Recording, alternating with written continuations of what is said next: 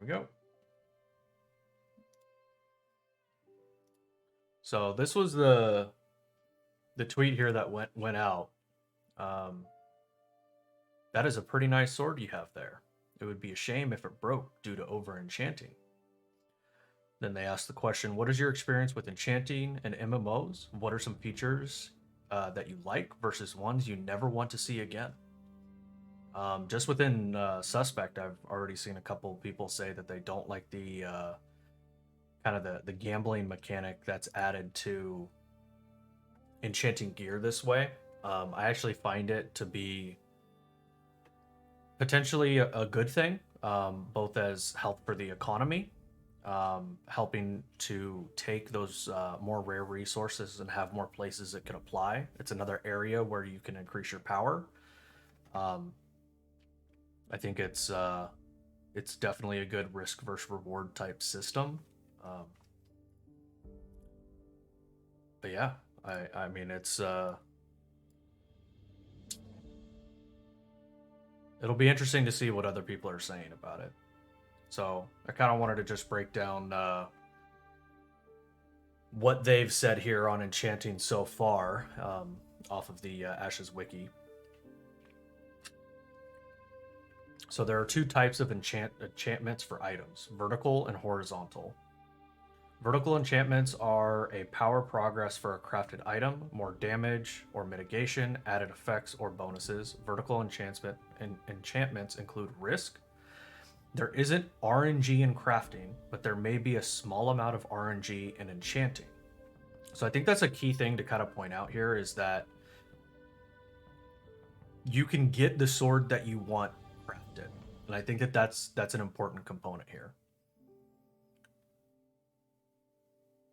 But then you can take it to the enchanter, and if you want to risk potentially breaking the item, or whatever it might be, whatever that risk ends up being, that you can increase the power of it. So I think this is something that is nice to kind of have that. Not only are the resources going to be required to enchant that piece of gear, but resources will be required to craft that item again if it does break. And so from an economic standpoint, talking about the actual resources within the economy, I see that as a good thing, but we'll continue here. Over enchanting items comes with a potential risk that the item decays or is destroyed if a safe margin is exceeded. This system is subject to testing. I'm not going to read the quote here. We're actually going to watch where he talked about it. And I believe I have it queued up right here. So we'll just watch here and see what Steven has to say in the Tim the Tapman interview that happened about a year ago. Performance in those PvP systems will determine a special non-tradable currency that you then use to gain access to those enchantments that you can slot into your gear. Cool. Okay, that's cool. So they were talking about something else there, but this is where he's going to ask the question. Enchanting, another question that I had, and this is something that I used to love in Lineage, and I wonder if you did it or not, but how their enchanting system, do you remember how you could like enchant your weapon and you blow it up, and you can blow it up? Is there anything like that in this game, or are you staying away from that? I was just curious. So there is RNG elements when it comes to over enchanting things. What we're going to do likely is have a safety. Now this is something obviously needs to be tested, but we're going to have a safety period of enchantment. Like in Lineage 2, I think you could enchant up to like plus 4 or something. 4, yeah, right. Yeah, I think plus 4 was safe. Yeah. Yeah, and so we're going to have a similar system where you can enchant safely, and then when you start to take risks, that percentage of potentially damaging your item either through the decay system or completely disabling it through the destruction system will be a risk that's present. Okay, wow, that's dope. Because that was kind of like what you were talking about, how you say high risk, high reward, right?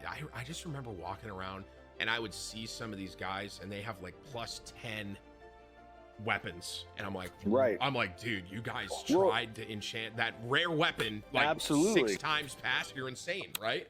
Right. Now, and here's the other thing, not even just from a risk versus reward standpoint, but the importance of decay / disabling and destruction is that the weapon won't be wholly gone, but it will place a new demand on the supply chain of crafters. And it's Okay. always important for interdependencies to exist when you have a PvX style game where PvPers are looking for good gear and the Sure. crafters have to dedicate, gathering and processing of those resources. So the decay system's not going to be some worthless, oh, I'm just going to throw some gold into this and it's a simple gold sink. It's actually going to require some base materials in order to repair decayed items. Gotcha. And decay occurs from death. And it also, the destruction and disable system for the weapons over the over-enchanting will require those materials as well. So creating that dependency, I think, is healthy for the crafting economy. Yeah, that's actually, I see, that was something I didn't know. That's definitely a cool mechanic with that too. That's dope. So with the nodes, right?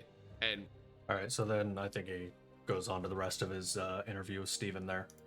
So like, I mean, he brings up, I mean, to me, some pretty viable points. So one of the things that I think that's worth pointing out is, I mean, first of all, he said it's all subject to testing, right? So it's not anything that's gonna just straight up be like, right now we don't know for sure if it's gonna be the item is destroyed, the item is decayed.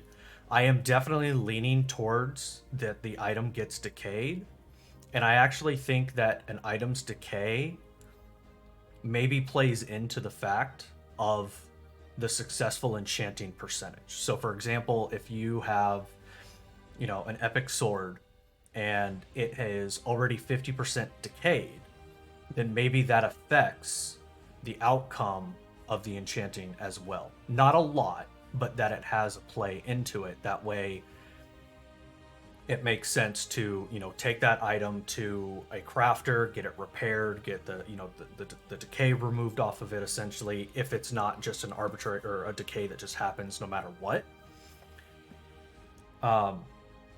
But that you could essentially craft the decay bar back up to kind of, give you that time back with that item.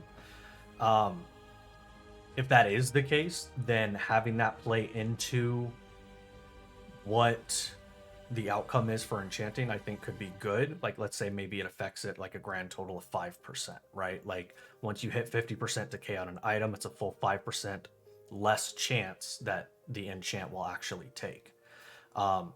Which is another process that would force you to participate within the economy, participate within the communities of crafters, and make sure that you are giving yourself the highest amount of chances possible, or the highest percentage possible for that item to actually become enchanted. I like that compared to what you see in Lost Ark, for example, because Lost Ark has that upgrade mechanic, and I think that a lot of people think of this upgrade mechanic, and it is so closely associated to pay to win that at face value, it kind of sucks as a system, because that is the exact place where you swipe your credit card to get the materials needed to upgrade the item. But what if we didn't have to swipe our credit card to get those materials, because Ashes isn't going to be pay to win? So to me, the benefit of that is I'm now having to go out into the world, go and experience, the content that's out there, participate in the dungeons, participate in the raids, the world bosses, potentially, rewards from PvP events, whether it be a PvP box that's awarded at the end of it. Music is a tad loud here. Kind of cranked up.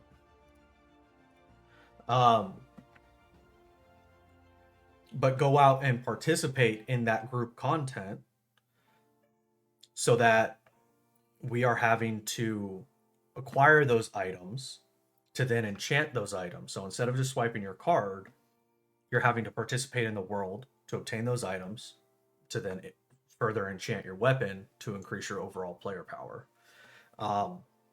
So I think disconnecting it from pay to win, I think you have to look at it from a non-pay to win aspect, because they've promised that it's not going to be pay to win. So at the risk of taking them at their word for that, I think it's something that is worth looking through the prism of non-pay to win. So if it's not pay to win, and we are getting the benefit of being able to go out, or, the world is gaining the benefit of more people going out, participating in this stuff. It also makes replayability of content very popular because you're needing to go and do things again. It's not, the game's not going to be just kill this boss one time and you never have to do it again. It's an MMORPG. Any kind of PvE content is probably going to be repeatable to some level. Whether it's some kind of weekly lockout or more natural to the world or a seasonal lockout, or maybe it's just always there and it respawns every 10 minutes. Does that say Ashes of Creation stream? It does. What's up, Bubba? How you doing, man? We're just talking about the Enchanting tweet that went out today, because I saw it sparking some conversation in the Suspect Discord, and wanted to give my my thoughts and kind of break it down a little bit. Grind and pace in PoE. How's it going? Did you end up? Are you running hardcore, or did you go regular? I usually go regular in games like that. I hate, I hate you die and everything's fucking gone. I'm not a fan of that.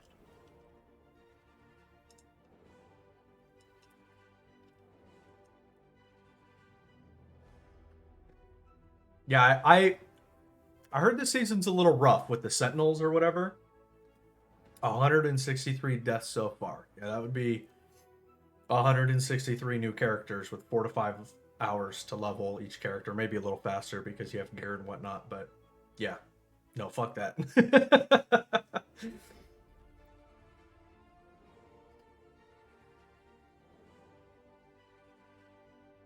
Hey, that's not too bad. You're almost at a 1.0 KD. You're getting there. Oh wait, 162k, like 162,000 kills. If it's 162,000, like yeah, you're definitely doing good. You got a 100 KD. But yeah, just talking about the kind of going into, I guess, the specifics of the enchanting, and where my mind goes is, if you fail an enchant, what are the pros and cons of an item decaying versus an item being destroyed, and at what level should it be destroyed if the enchant is failed? Because maybe there's kind of a middle ground between both. So they were saying in Lineage, which is what Steven is referencing, and Tim the Tapman was referencing in that clip, that in Lineage 2 you have your base item, which I'm assuming is probably a +1, and we'll watch a Lineage enchanting video here in a second. Then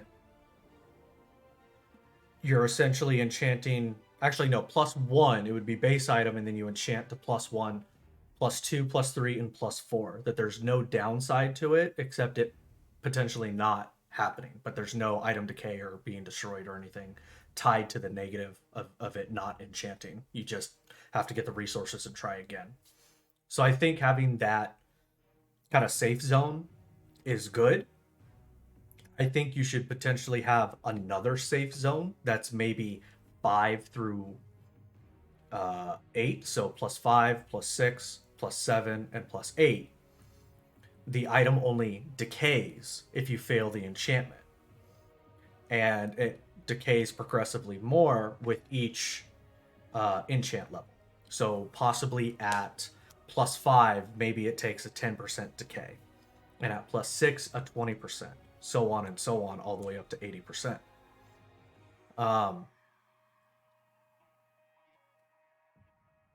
Or I guess that would be all the way up to 20%. But then at +9 and +10, maybe that is where you potentially risk losing the item completely. That it just gets destroyed, it can't be repaired, it is essentially, it's just a dud item at that point. Um, because I think that that type of layout kind of progressively gets you into the risk versus reward at a very safe point, at a marginal point, and then a very risky point. That progression from an individual player perspective, you could have a casual say, you know, I don't have so much as much time to play. It already takes me X number of hours to get the items just to enchant it one time. I don't want to risk having the item decay over time. Um, or I don't want to risk the item getting further decayed because I don't have time to fight off that, to craft off that decay, if that's even a mechanic in the game. Um, and so they can opt to stop at +4. Pros: people over enchant their legendaries and it gets thrown back into the pool. Now, I would like to have the conversation about enchanting legendaries separate. In my head, I've kind of thought about the conversation as it pertains to epics and lower. I think legendary is a completely different side of stuff. I don't know. I don't know if I would be okay with legendaries being enchanted, but we'll talk through that in a little bit. I'm kind of thinking of it up to the point of rares. Depending on the percentage of success slash failure for your item getting ripped, do you think it should be 75% fail or 25 success, 80/20? Hey, how you doing thereafter? Or that's not thereafter. My thought, I do not really like a mechanic that forces people to gamble, especially if it comes to full item destruction. I can see where if you over enchant to +7, you can fail and it goes down to +4. It's another take on it. That I think is okay, but full destruction, if it's in a game, should be a very small increase, so you are literally squeezing as much power as possible. Minimal gains, but huge risk. That's my take, and I 100% agree with that last line there. Minimal gain, um, but a very high risk. Like to me, in that scale that I was talking about, you know, +1 through +4, there's no risk. +5 through +8, there's maybe decay risk, but not destroy risk. And then +9 to +10, there needs to be a massive risk to it with minimal gain. So let's talk about it in terms of percentage to player power. What do you guys think is a good, if I enchant an item from base epic sword of awesomeness, you know, the flaming sword of dragon, that's a horrible sword name, but the flaming sword, um, base epic to +1, what is the overall percentage power increase that item should have? 1%, 0.5%, 10%, 5%? What do you guys think? Legendary shouldn't have a safe margin for decay. 1 to 5 potential decay, 5 to 10 chance for rip maybe. As a developer, I do not want to make my players feel like they have to destroy their gear to progress and get late game content. Agreed, 100%. I like it as a mechanic for the min maxers to squeeze every ounce they possibly can out of a piece of gear if they opt to do so. But I don't want the system to exist in a way where it feels as though I have to do it. I have to do this, or I am going to not be able to complete XYZ content.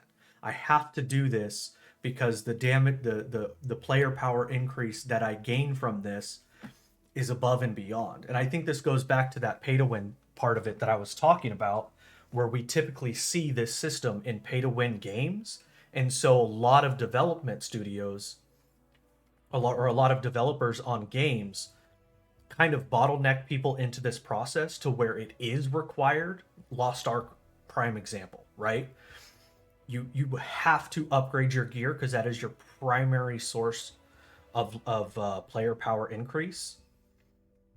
So, but that's also where you are swiping your card the most. And so, not only is the studio, but the parent company, the developers themselves are all being incentivized to force the player base into that funnel of upgrading the gear in that particular manner. So without pay to win being present within the game, um, I think it allows them the freedom to experience this system, to develop this system in a way that is beneficial to the player on a sliding scale of how much power you gain from it. Let's catch up here. If you're going on a scale of 1 to 10 for a normal rare, 1% increase. Legendary should be 2.5%. So a legendary would end up being 15% better at max enchant. In math terms, enchanting would be approaching a limit where a plus 10 is the limit. So plus 1 would be 10%, plus 2, 9, plus 3, 8, etc. Okay, so the overall, what's the overall increase in percentage there at that point? So a plus 1 would be 10%. So you're looking at 10, 19, 27, 35, 30 or 42. I mean, you're getting up into the 50s to 55. Thank you. Yeah, I knew the math somewhere in my head, but I forgot the. So you're looking at a grand total of a 55% increase at the highest end.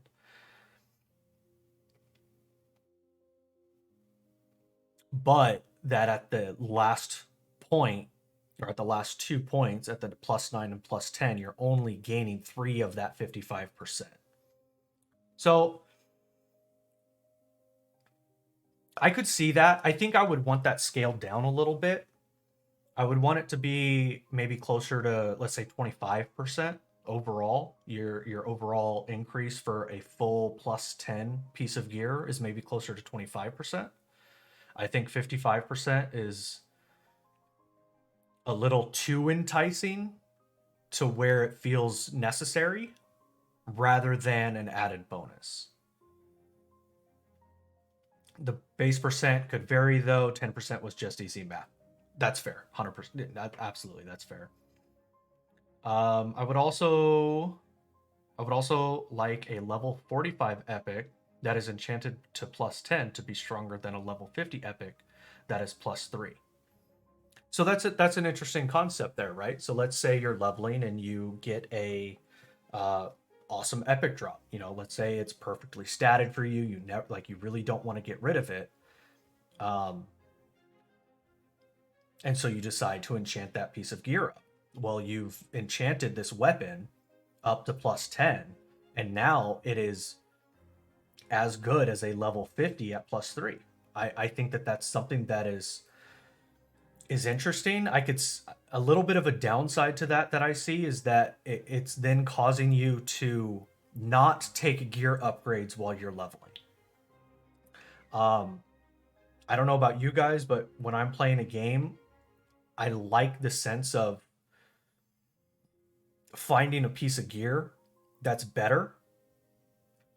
I feel like it would feel, even though I could eventually make it better, if I have a level 45 weapon and I hit level 50 and my first level 50 weapon drops, and let's say it's really good, but it's not better than what I have because I need to enchant it to get it to where it's better, that drop loses some of its meaning to me at that point. Because the drop itself wasn't better, me enchanting that drop is what's better. You'd still take them, but you would bank them until you have the enchanting gear. But also keep in mind you put a lot of resources into that level 45, so you invested effort into that at 45.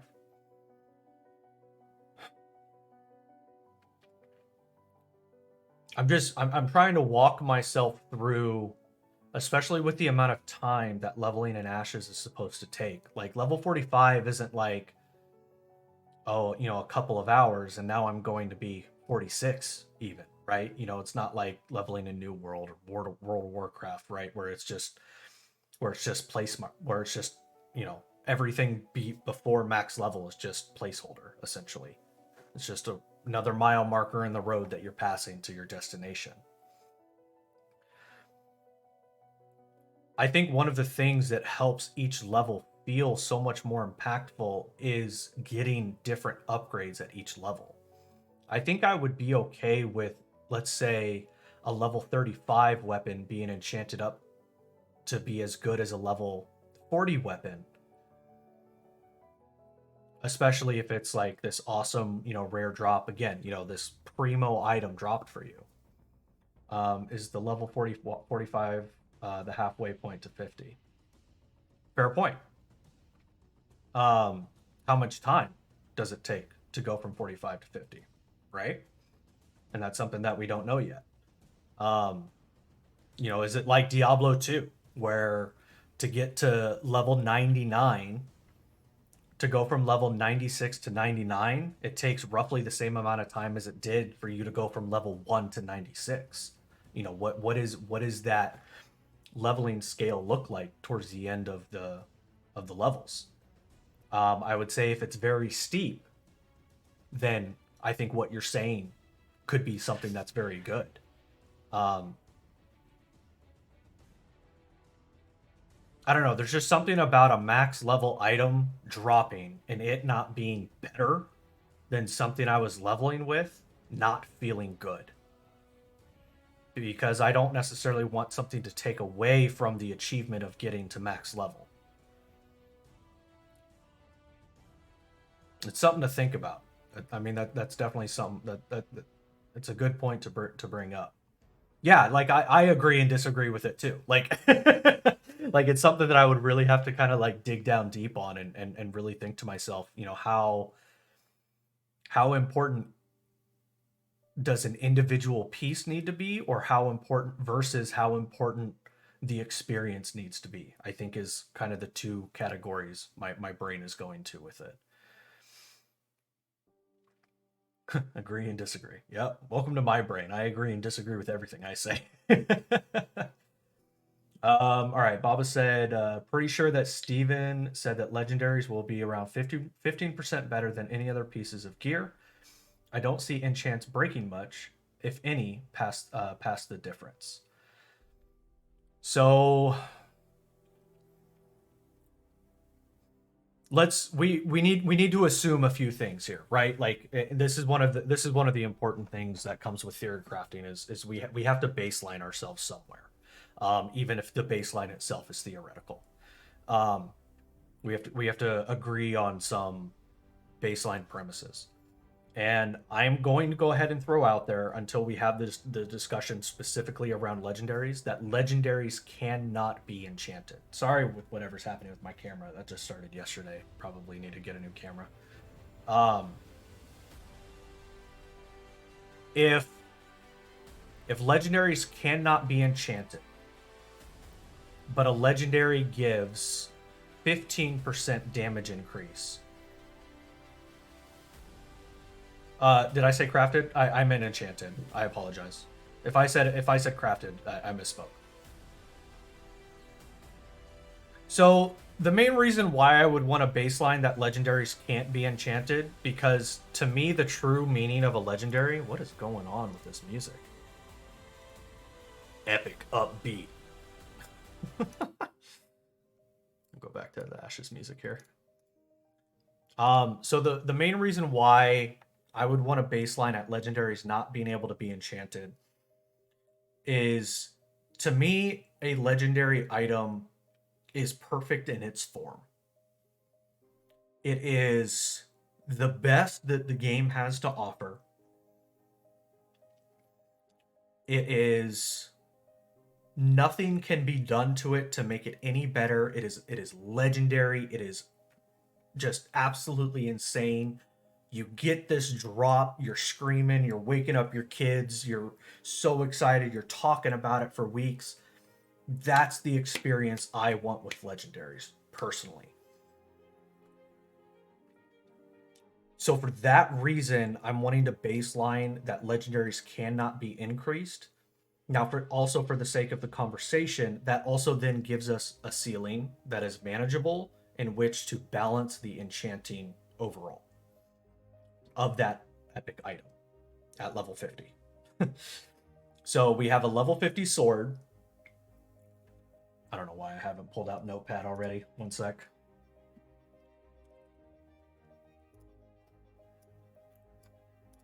All right, so we have a level 50 epic sword.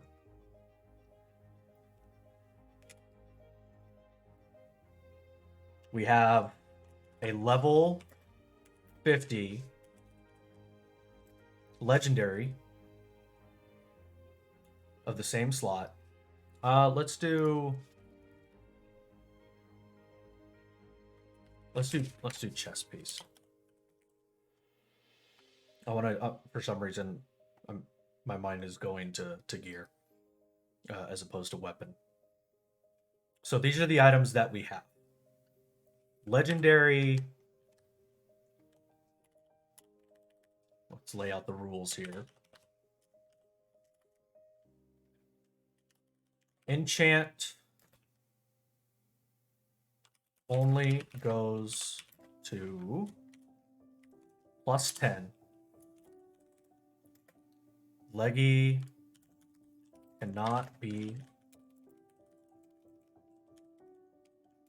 enchanted.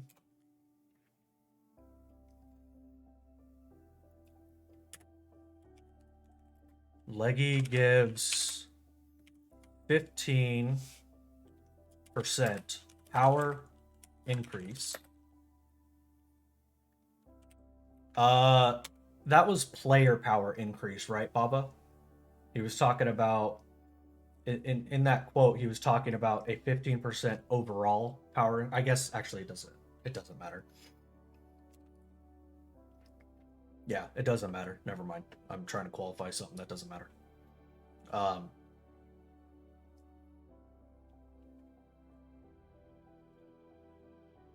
Yeah, that's why. Yeah, that's why I said it wouldn't matter. If you're talking about what I'm talking about, that's why I was thinking it wouldn't matter. So an epic chest. Let's do a +1, +2, +3, +4. I'm gonna do all of them here. +6, +7, +8, +9, +10. Not being able to be enchanted, I would assume a 50 epic +10 would be 15% less powerful as a Lego.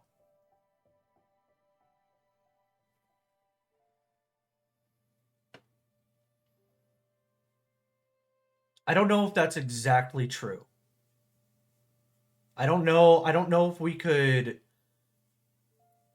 conclusively state that when Steven made that statement of a 15% power increase, that he was also referring to a +10 enchanted of the same slot.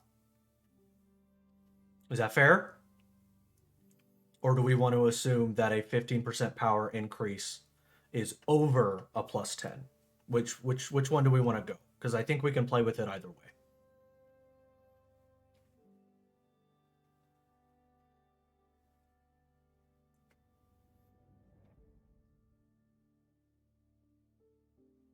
Because I could see a potential conversation where maybe the Lego gives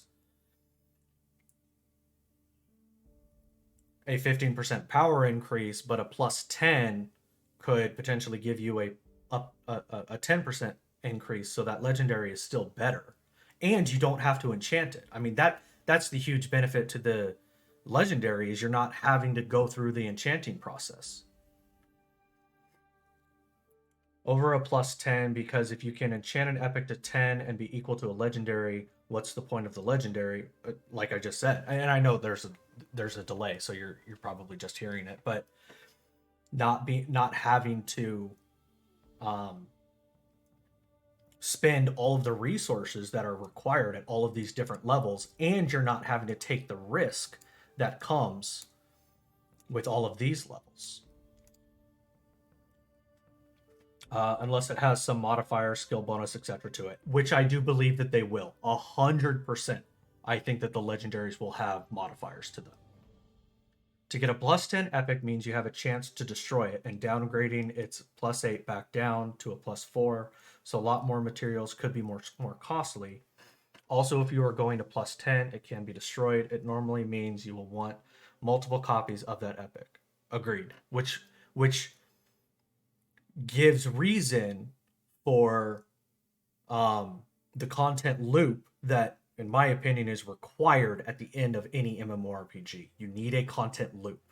When you don't have a content loop, you have a game like New World, where unfortunately you really there is no clearly defined loop besides just taking territory, but that has an end date to it, and that end date is your interest in doing it. You're not gaining any power or anything like that. You're just gaining clout, essentially. You're the guild that owns the map, or you're the guild that owns Everfall. You're the guild that owns Windsward. Like, that's all you're gaining from it. You're not actually gaining player power from it. I still don't think that's good enough. You're talking about an item that's potentially one per server. The benefit of not having fair. Okay, so let's go increase over +10 enchanted epic. Totally fair. I just needed to be convinced into it. I just needed to see reason with it. So tons of syncs into it. Plus you get the bragging rights that you have a Lego. I dislike one per server for all Legos. I wrote a fun forum post a few months ago about my thoughts on quantities of Legos. Sorry, I do have links disabled. It's a measure I take to prevent those small streamer bots that come in and link stuff. It actually filters out a lot of those bots.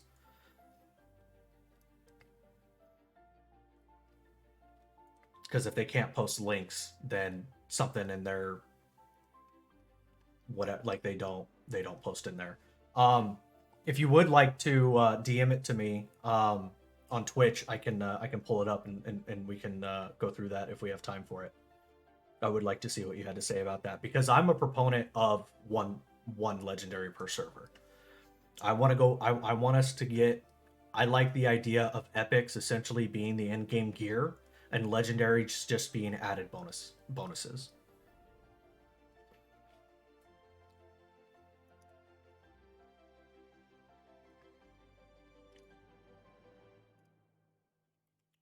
Thank you. All right. So, do we want to just go ahead with the lineage ideology here, where they have it that 1 through 4 are all safe?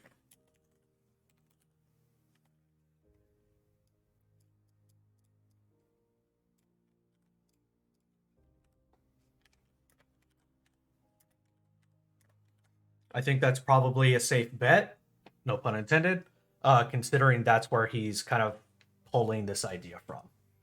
1 through 3 safe, not 4. Okay.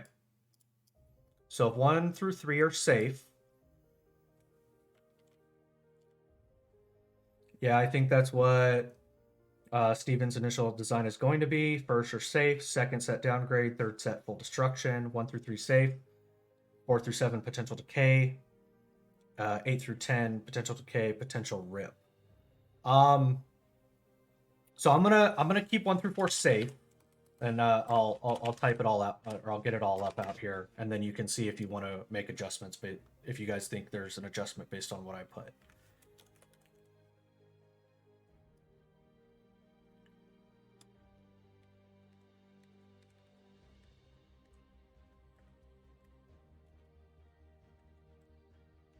And to be clear, when I say rip, I'm not saying decay and rip. If it does not enchant, it is gone. Like, it is actual rip. There's no high chance of decay, small chance of rip. I'm talking full on rip. I want people, if they have a +8 weapon, if they have gotten lucky enough through +5, +6, +7 decay, and +8 decay, I think base salvage is fine. I think that's, whether it's repair parts, whether it's, the basic, one of every basic item that was, or one of every item that was required to craft the item, like, that's detail kind of neither here nor there for it, I think. But I think whatever, some small amount of what was used to create the item should be given back. the same way that if I were to take the item from my inventory and salvage it right then and there, you get the same thing. I think I think that's totally fine. So the percentage in my head would be incredibly small. So, and that's what I'm going to put next to each of these. And that's what I wanted to go over with you guys here is what percentage do we want here? So we need to figure out an overall percentage increase. My first thought was that a plus 10 gives you a 25%. I know that's going to make the math complicated, but I think 25% if you have a plus 10, plus another 15% on top of that, as far as, because at that point, a legendary is more than just a 15% power increase for an individual slot. A legendary is actually, if a plus 10 is 25, then you're actually gaining a 40% power increase to take a base level epic, a plus 0 epic, and replace it with a legendary. You're actually gaining a 40% power increase.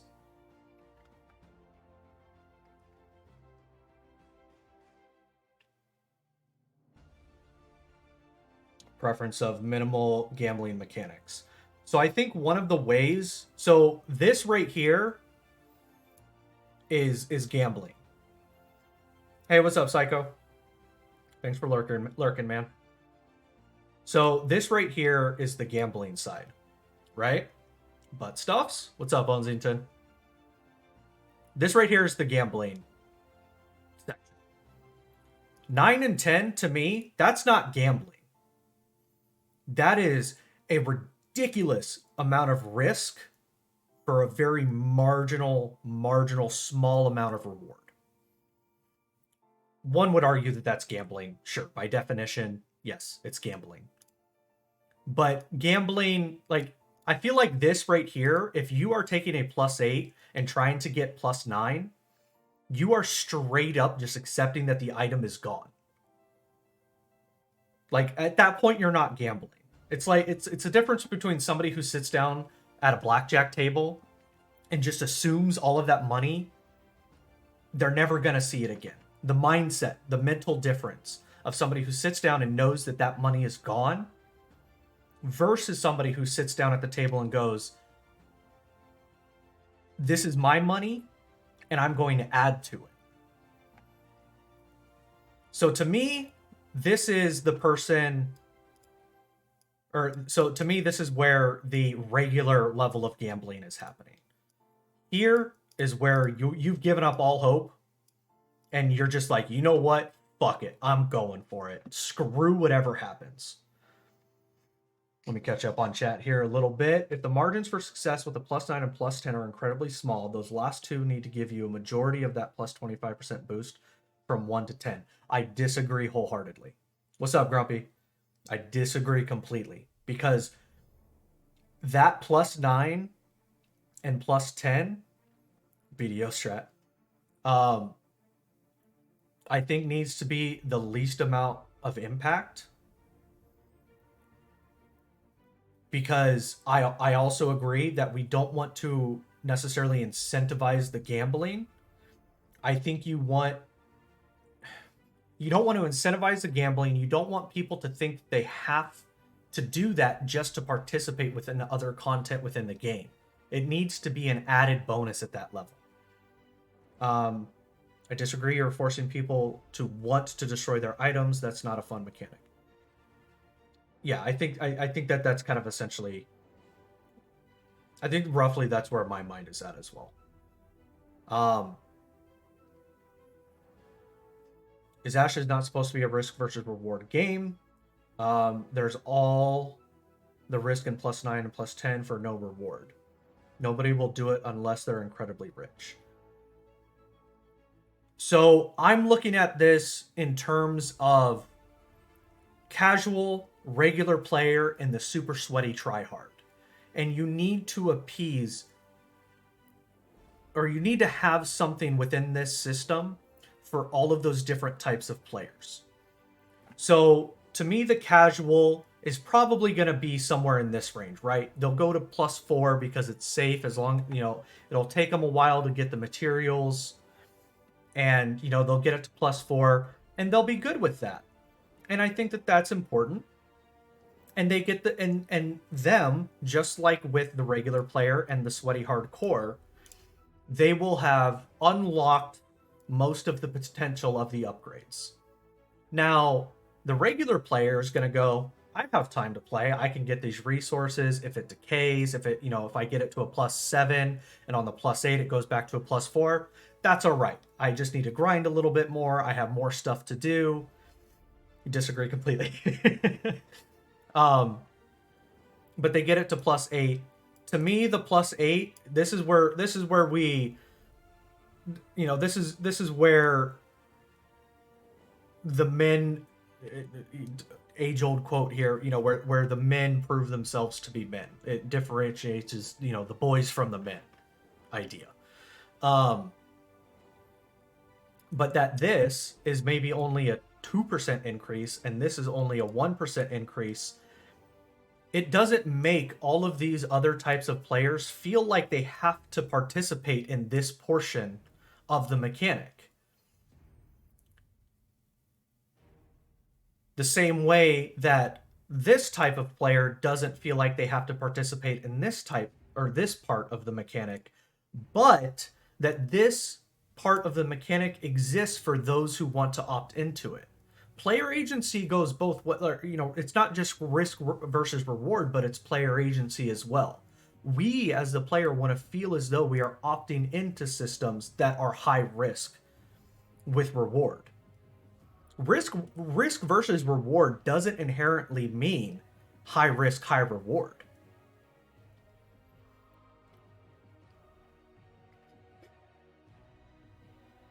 And that's fine. And so I think that the baseline, what if I change the numbers at all, does it change your mindset? Let's say it goes to +12.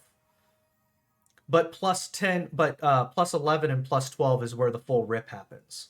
So a +10 item is essentially the perceived max. Yeah, so some people would stop at 8, and I think that that's fine. But I do honestly think that there's a sweaty hardcore player base that would go for 9, that would go for 10, that they would be willing to take that risk for that added increase. Let me catch up on chat here again. Repost. So if you want +10 to be 25, how about this? Start off at 4.5 and decrease by 0.5 until you hit 9. Then at 9 and 10 equals 2%. Should be easy 26. Easy math to get close to 25. Okay, let's start there. Where are we? You said 4.5.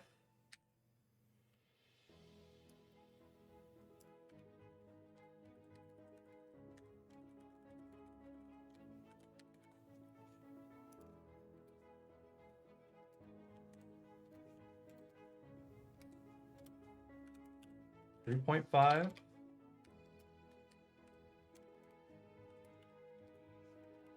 2.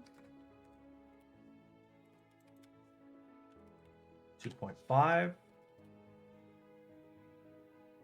Oh, I just did that. There we go. Am I stupid? 4.54, 3.53, 2.52, 1.51. And then you were saying it would be 1 and 1, or maybe a 0.75 and a 0.25, but basically equating to 2, with a grand total of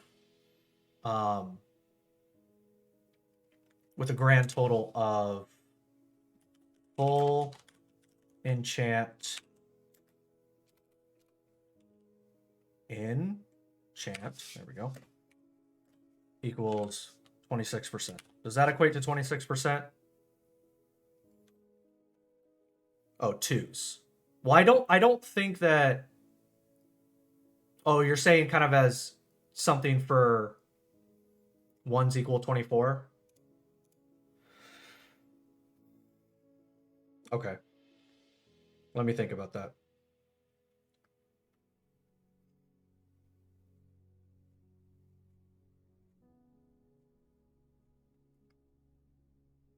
Well, I'm don't worry, Baba. I'm going to type it out both ways. I'm not just 100% saying this. This is where I'm at initially with it. This isn't a, you know, this is Ash's enchanting changed my mind. Like, I'm not Steven Crowder here. Like, I do want to have a conversation about it. Fucking Scooby Doo over here.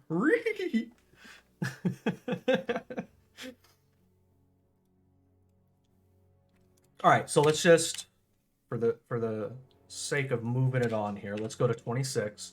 So then you have 2 and 2. So are you still, with that being 2% at 9 and 2% at 10, are you still full re on this Baba? And to be clear, this is not a make Baba happy stream. So buckle up, Baba. But I do want to kind of map it out a couple of different ways to kind of see where we land with this.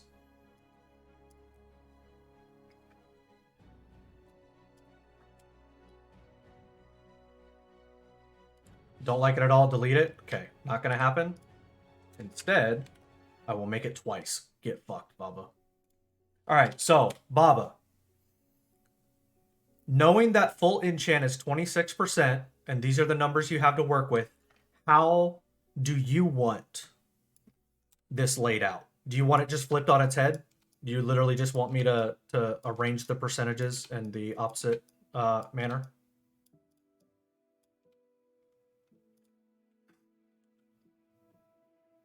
If you were to flip 9.5 to be the last two, I am now forced to destroy my gear in hopes to be able to do in-game content. So I think something that's important to recognize here is that though we are theoretically planning these numbers out, this might be the marker, no matter what these previous numbers are. Intrepid might make this marker as the marker to do the highest content. And that all of this additional stuff just makes it easier.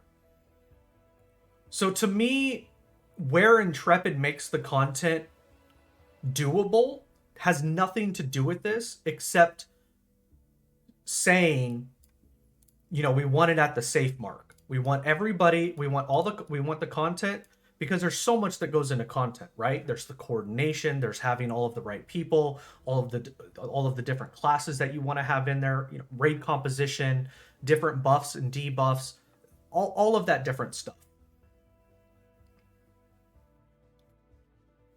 Why do I have to work with theoretical numbers I don't agree with? No, I was asking.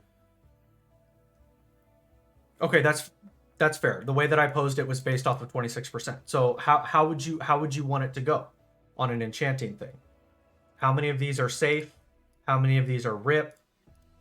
You don't have to go exactly with what I have here. I apologize. I did pose that to you. So if you want to change what you just typed, feel free. 1 through 4, 1.5%. I'm gonna go ahead and type this one out, even if you change it. And then we can have a third one to play with. 5 through 8 is 2.5. Yo, what's up, V-Man?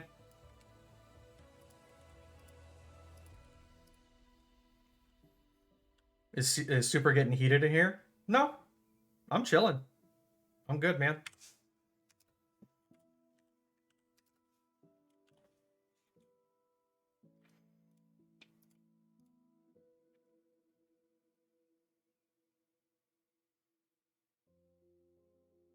Aw, shit. This is Super? Yeah, I'm Super rebranded. Captain Redbeard is the name.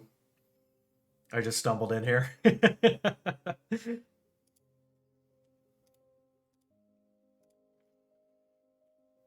All right, so we have 2 theoreticals here. Does anybody have a third that we could work with? I'd like to have a third proposed idea here, even if the full enchant isn't equaling 26. Can't ever remember my name in New World. Yeah, no, I saw people talk like that. That's why I wanted to kind of go over this on stream a little bit, because I saw the AoC chat and Suspect was kind of, you know, starting to give some hard points on it, and I kind of wanted to talk through it a little bit.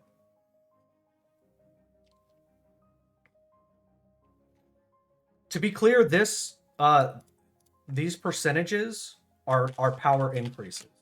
These percentages are not decay. These percentages are not chances to be destroyed.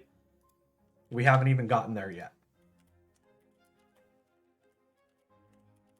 This is the power increase. We're just trying to figure out what kind of scaling system at each level of enchant. Should there be a power increase at each level? There should be a power increase at each level, but should it be higher than the previous, the same as the previous? Should it be higher at different tiers? Because one of the things that I see with this Baba is that this becomes tier 1. This becomes tier 2.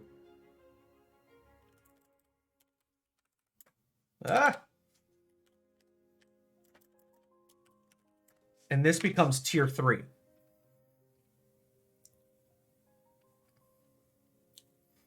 So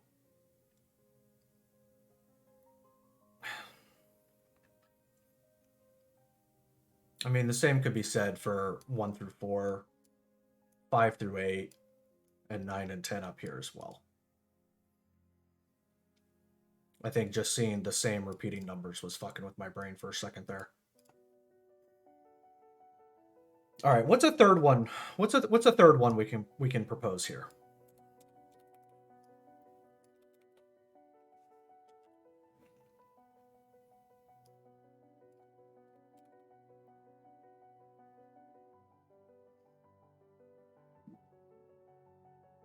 That's fine, man. I'm not trying to change your mind.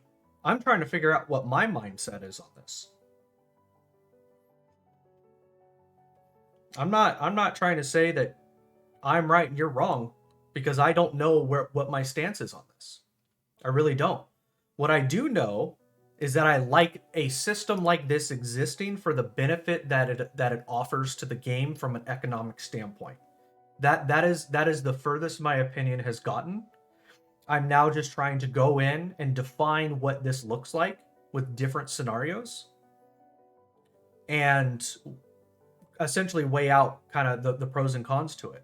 Because at a baseline, your statement is something that I agree with.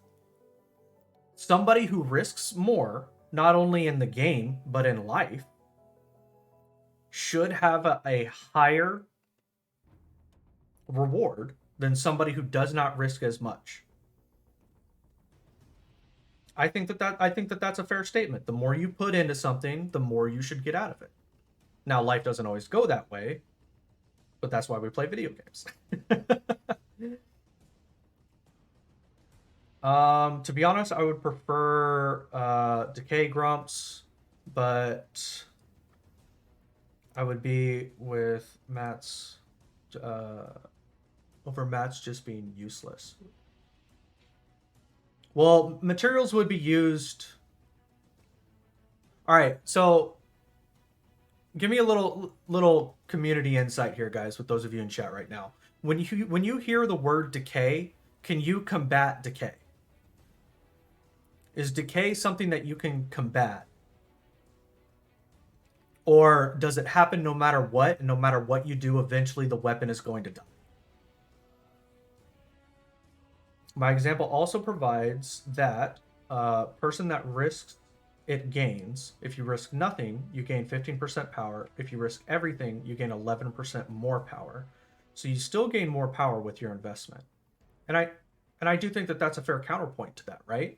If you look at it purely from a number standpoint, you take the emotion side out of it, the emotion that's tied to, well, I put so much into +9, why am I getting so little? If you look at it purely from a number standpoint, I think that that's a fair retort.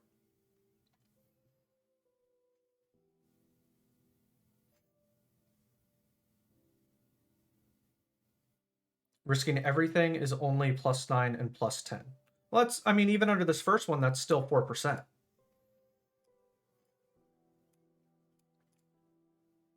I mean, think about it this way. In Diablo 3, when you're gearing, you are putting so much time and effort. And if you're playing hardcore, you're risking a lot. And I know when we weren't playing hardcore. so it doesn't directly apply. But the amount of time and effort that we are putting in to get marginal power gains, well, I mean, we're talking less than a full percentage. You know, granted, we might not be risking the weapon getting yeeted and deleted. Yeah, listen, I mean, don't, you know what I'm saying. Apply it in any game. A lot of games have it, right? Even in WoW, the amount of time and effort that you're putting into something that is a marginal gain. Let's say you get the item. This music change again. I need to find a longer loop of that. The amount of time and effort that you're putting into something, I don't raid for the gear. That's the side benefit. I raid for the boss kill. I raid for the coordination, getting the team together, getting the right roster put together, all of the time. Like, that's where all of that time and effort is going from a raid leader GM perspective, is putting all of the time into getting all of that put together, getting everybody coordinated, getting everybody doing their job at the right time, pumping the damage that they need to pump, the heals, the tanks positioning correctly, taunting at the right time, all of those things coinciding, leading to the boss kill. And then the loot is exciting on an individual level. But it's not ultimately, I guess for me, anecdotally, why I do it. Miss stream start. It's all good, cheese. Reaper Otis Bear, that was my name. It took me way too long. Oh, yeah, what's up, man? Bedtime? Yep. Could you now open up a Pokemon card? Yep. Oh, we need to open up a new booster box, Dada. We need to open up a new box? Oh my goodness. That other one. That means there's gonna be a rainbow somewhere in this box. What? What? What are you talking about? That there is going to be a rainbow card somewhere in this box as we go through the packs. A rainbow one? Yep. What? What? Do you see yourself on camera?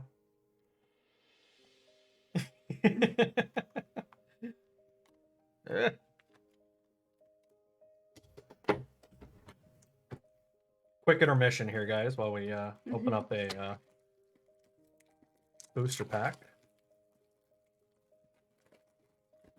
What? A rainbow one? Yes, cheese. A rainbow one.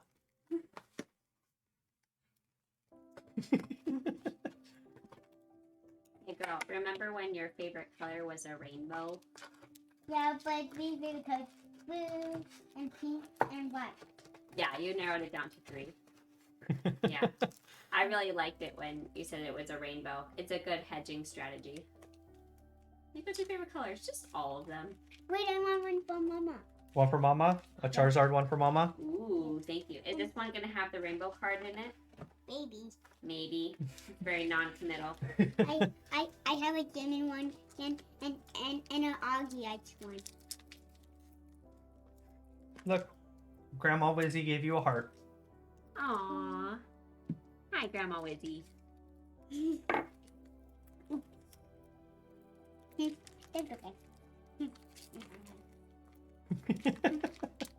Are you just watching yourself make faces?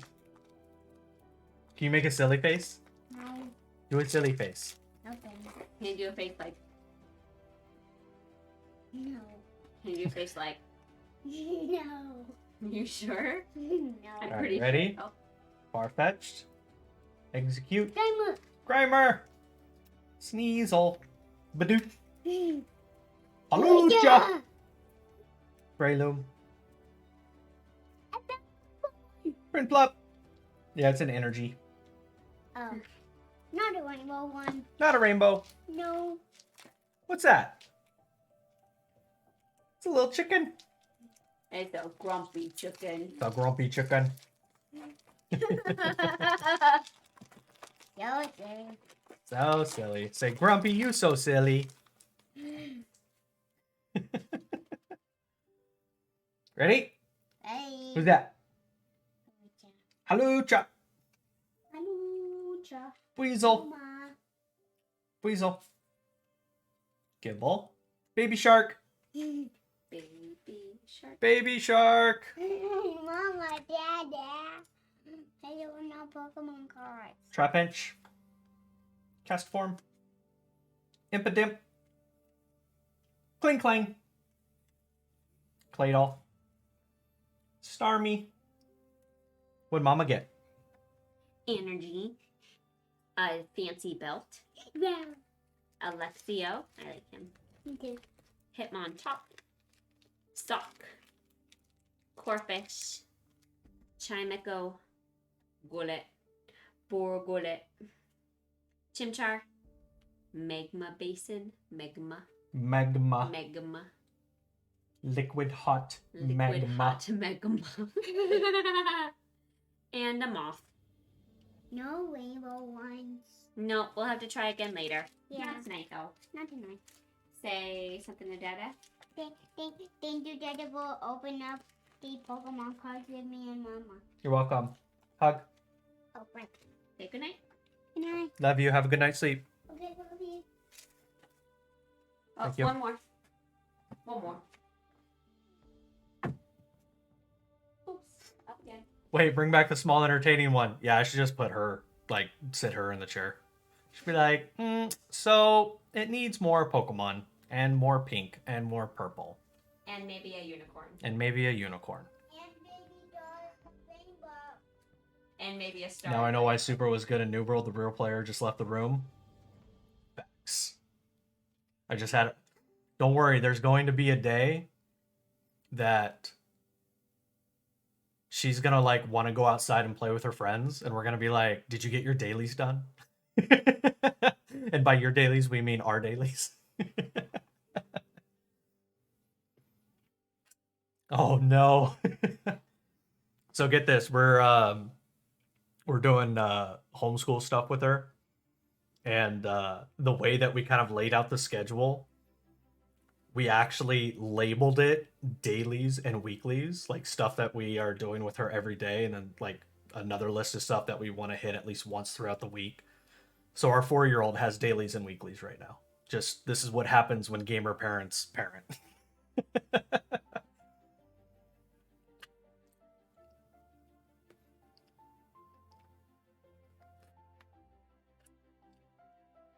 All right. Okay. I have an idea for a third.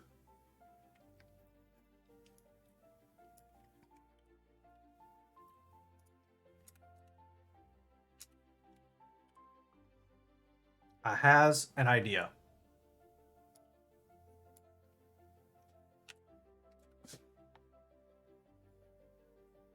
Where am I? There we go.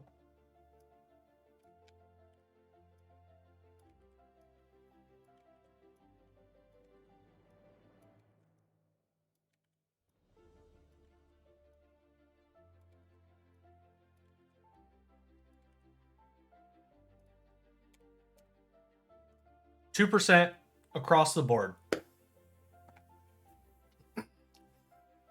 Those are going to be the 3 that we work with here.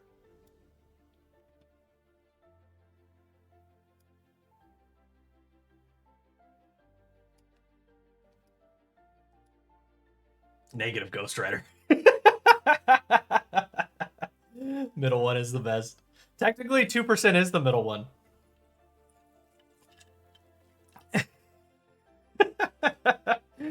Was it just turned into a Trigger Baba stream?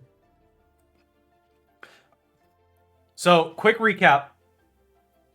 What we are mathing is essentially the power increase that you gain at each level of enchanting an item. So, the rules that we have right now are enchant only goes to +10. The leggy cannot be enchanted. And the leggy gives a 15% power increase over a +10 enchanted epic. So the level 50 epic chest, these are 3 different proposed power increases per level. When it says safe, decay, and rip, This is the risk that you are taking on as the player. What of what might potentially happen to the item if you fail the enchant. We haven't even gone into like percentage chant of the enchant like happening. Like there's a ton to this conversation. So right now what we have is that from +1 to +4, you're safe. As long as you have the material, the upgrade will happen.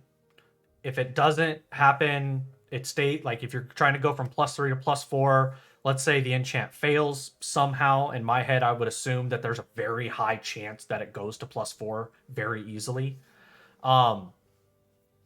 That nothing happens if the enchant fails. It doesn't decay, it doesn't get destroyed, nothing. From +5 to +8, there is an increased probability that it will decay, or there's an increased amount at which it will decay. And if at +9 or +10, it does not enchant, the item gets yeeted and deleted. Like just gone. And so based off of those baselines, so what I said earlier is on a theoretical conversation, to have a theoretical conversation, you have to agree on theoretical baselines. And we don't know what those are yet, so needs to be an album name. So because we don't know what the baselines are, we also have to theorize what those baselines are. So whether or not that's what you would want the baselines to be, that's not the conversation we're having.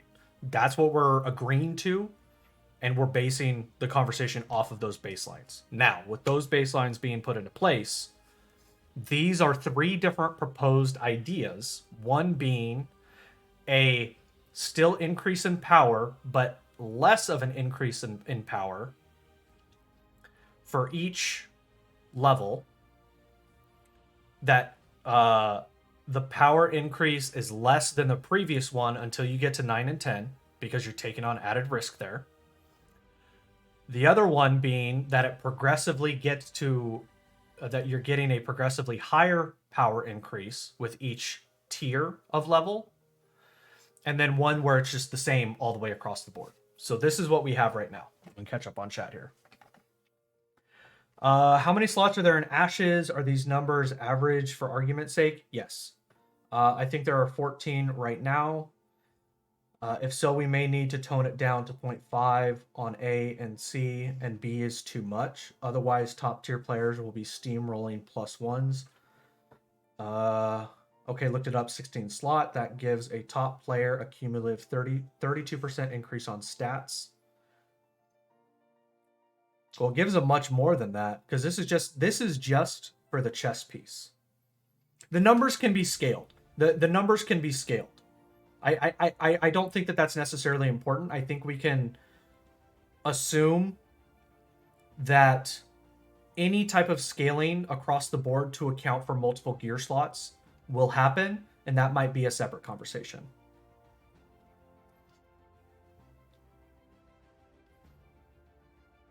I kind of like the idea of everything being enchantable.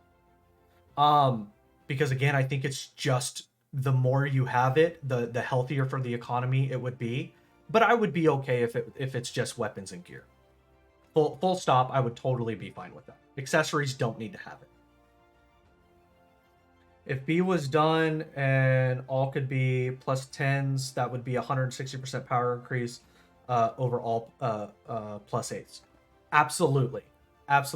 And I think that that's something that would have to be looked at. But I think for the sake of argument, let's just go ahead, for the sake of moving this portion along, let's just assume that that type of scaling would take place. No, it's absolutely, it's absolutely something that would have to be considered. Like, I'm not just trying to throw it out the window on Z10. Like, it is a 100% legitimate part. But scaling is just number tuning. This is what theory that should they take? What approach should they have when it comes to the type of increase? And sometimes working with big numbers helps with the theoretical, and then scaling those numbers down once you have your path that you're going to go on. Does that seem fair? So, all right. I want to know the cons. And Theater, I want to know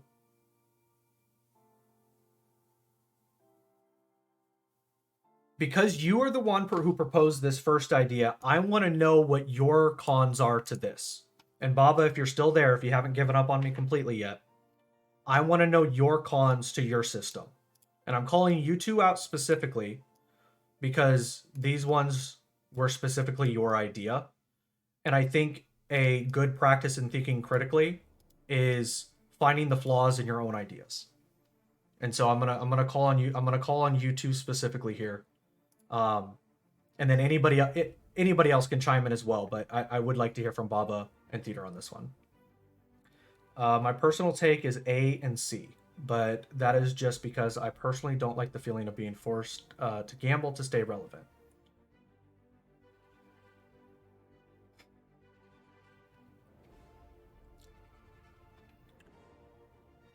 So I'm going to push back on that by again stating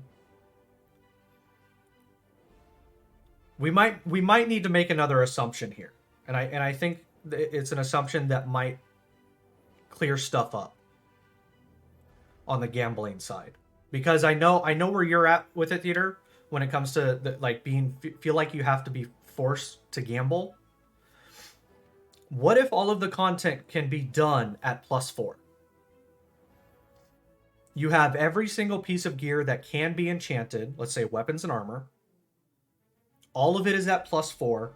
You are able to do any content in the game, barring your skill. And I'm going to let you know right now, taking player skill into account is a losing fucking argument. There's no way to do it. It is impossible to do it. It just cannot be done. Numbers is the only balancing metric you can use when it comes to an MMORPG. If you try to take player skill into account, you will never have a balanced game, because players trying to judge what I'm capable of as a player versus Mrs. Redbeard as a player, not trying to shit on her, there is a vast difference in what we are capable of as gamers.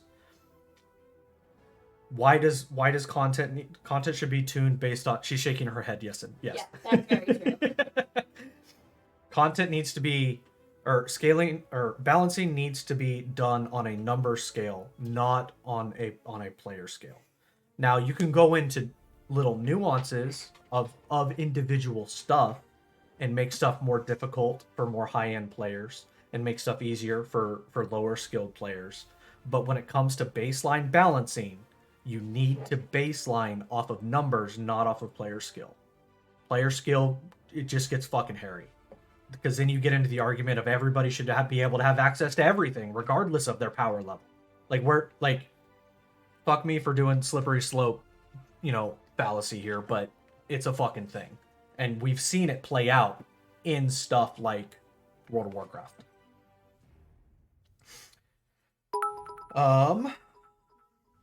Hey, appreciate the follow. No, I'm good right now, thank you. Welcome to the bearded bastards there, Theater. Okay. My biggest con. Yes, it's more about the progression, Ozington. 100% viable approach, and I agree 100% with what you said. This would have to be scaled down for the exact reason that you mentioned. All right, Theater, my biggest con, and I'm not sure my system actually be used all to heavily help the item/gold sink, because there's not a huge increase in destruction area of enchanting. Okay, so big downfall here is less positive impact on economy. Is that a good way to summarize what you said? If we're taking into account that 16 pieces can be enchanted, 10% on each from 9 to 10 would make sense. People are going to take the person with the highest eye level or highest plus enchant average. So if you say clearable content is at +4, that means you are looking plus 15% per item difference. I agree. Equal player, or every player is equal when you talk about balance. Yep. Yeah, that's good. At 26 per piece, plus 9 and plus 10 should give 3.25% each. That would make it so a player with all plus 10. We're not going into every slot here. I would like a negative, Baba, a negative of your system. When you see this, what do you think? So for example, a negative that's already been said. Over. Oh man.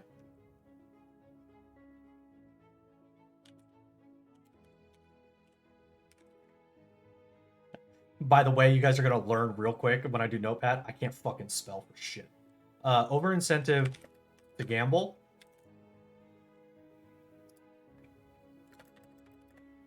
And okay.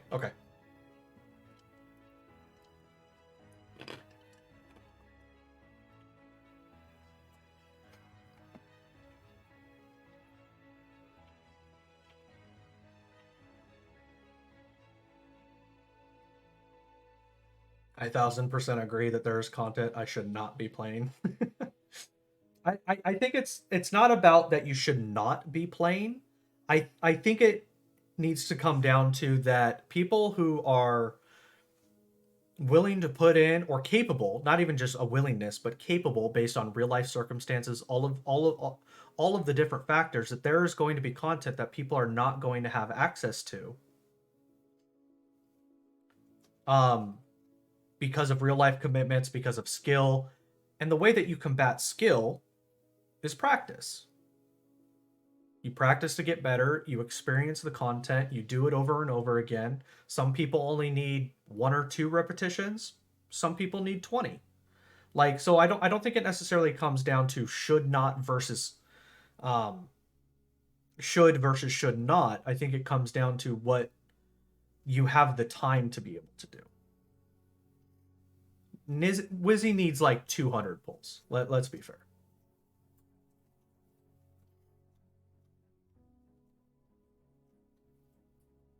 No, and that's what happens, right? But it's how you approach it. It's from a developer side. Yeah, I forgot a 0.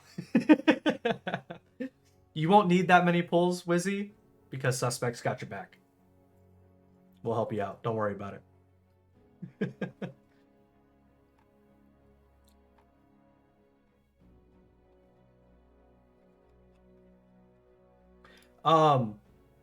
But so it depends on how it's being developed. I'm absolutely the hardcore elitist asshole side of me is totally fine with there being content that seems unreachable to other people. But I want other people to understand that it is only unreachable because they are not willing to put in the time and effort to get there. Either unwilling or unable. Again, real life circumstances, all of that stuff. And I think that that's fine. And so it's a nuance of approach, but it leads to the same outcome, that not everyone will have access to everything. What do you think the negative about my POV is, Super?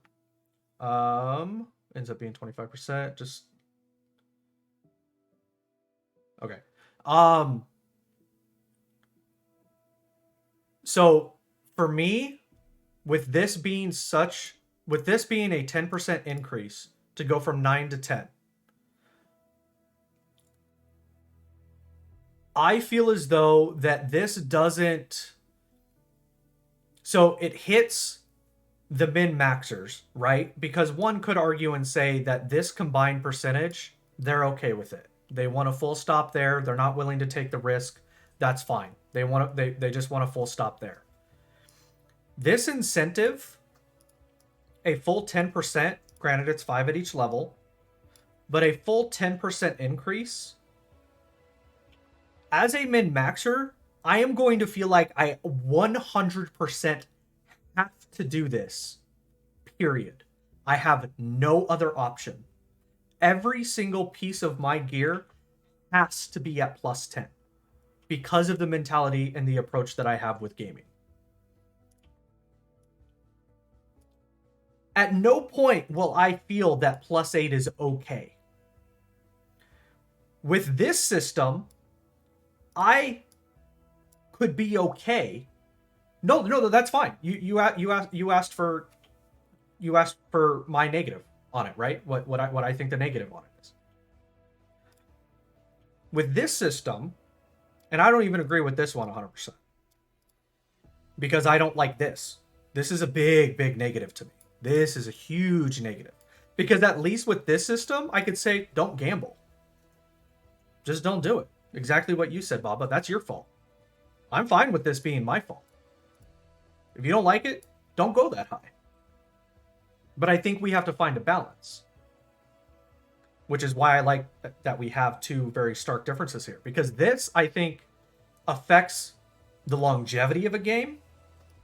This affects a couple of crybabies. That's kind of the asshole back and forth that I have with this in my head right now. But I think that there's a middle ground. And so I'm just trying to... We'll get these to find out, and we'll see if we can narrow this down to a middle ground.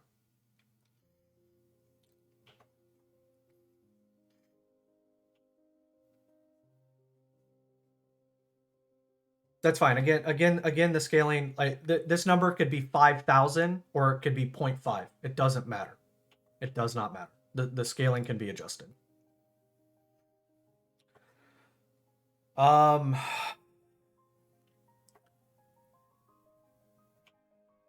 So, continuing the thought. Sorry, streamer brain.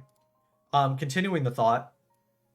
This system right here would allow me to get to 8%, knowing that from a number standpoint, I'm capable of doing all of the content.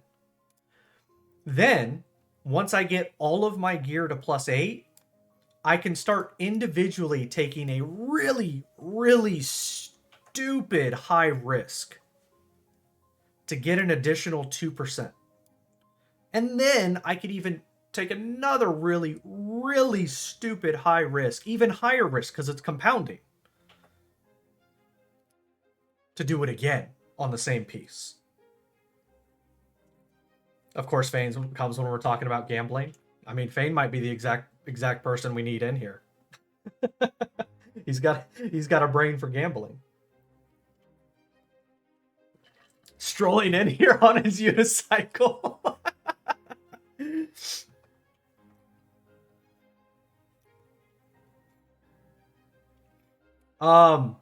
Basically, enchant, what the impact at each enchant level should be.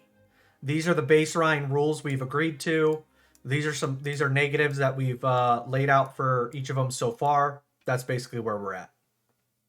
You have a big brain. I'm assuming you can fill in the rest. Can I get a fuck you, Baba, in chat? A quick TLDR. A as in instead of B. Oh yeah, easy math. I think that's good enough. If there's anything else, it's kind of tiny, but we'll roll with it. Like as you can see. Oh, it's never gonna die. It's never gonna die.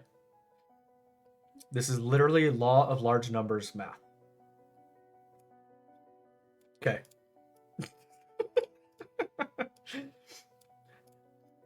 I like to go with logical math.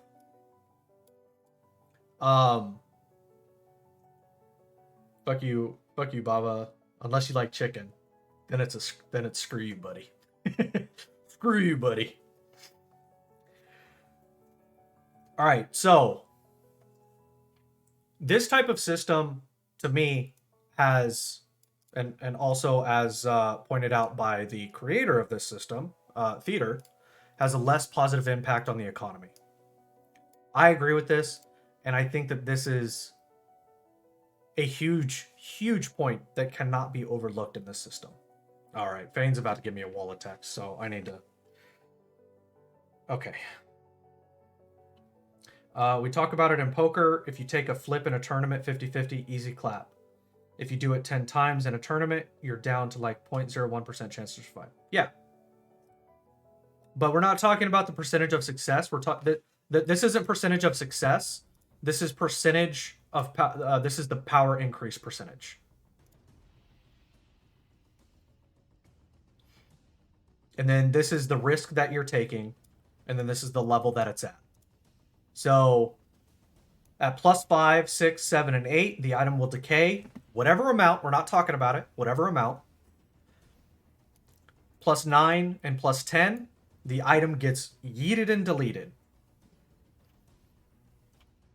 This is the power increase. So basically what's being debated right now is, do you have a increase of power at each level? Like an increased percentage gain of power at each level? Or, sorry, a decreased, an increased, or same across the board?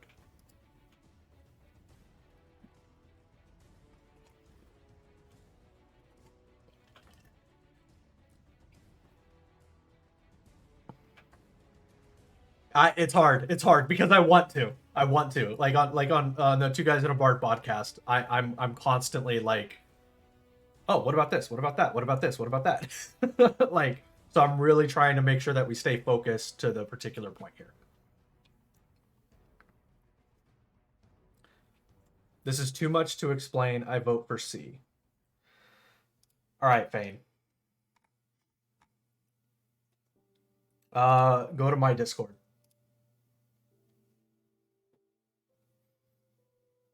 And also Mrs. Redbeard. It'll. Oh wait, no, it won't. Never mind. Fane will have to deal with the double talking. Never mind. Never mind.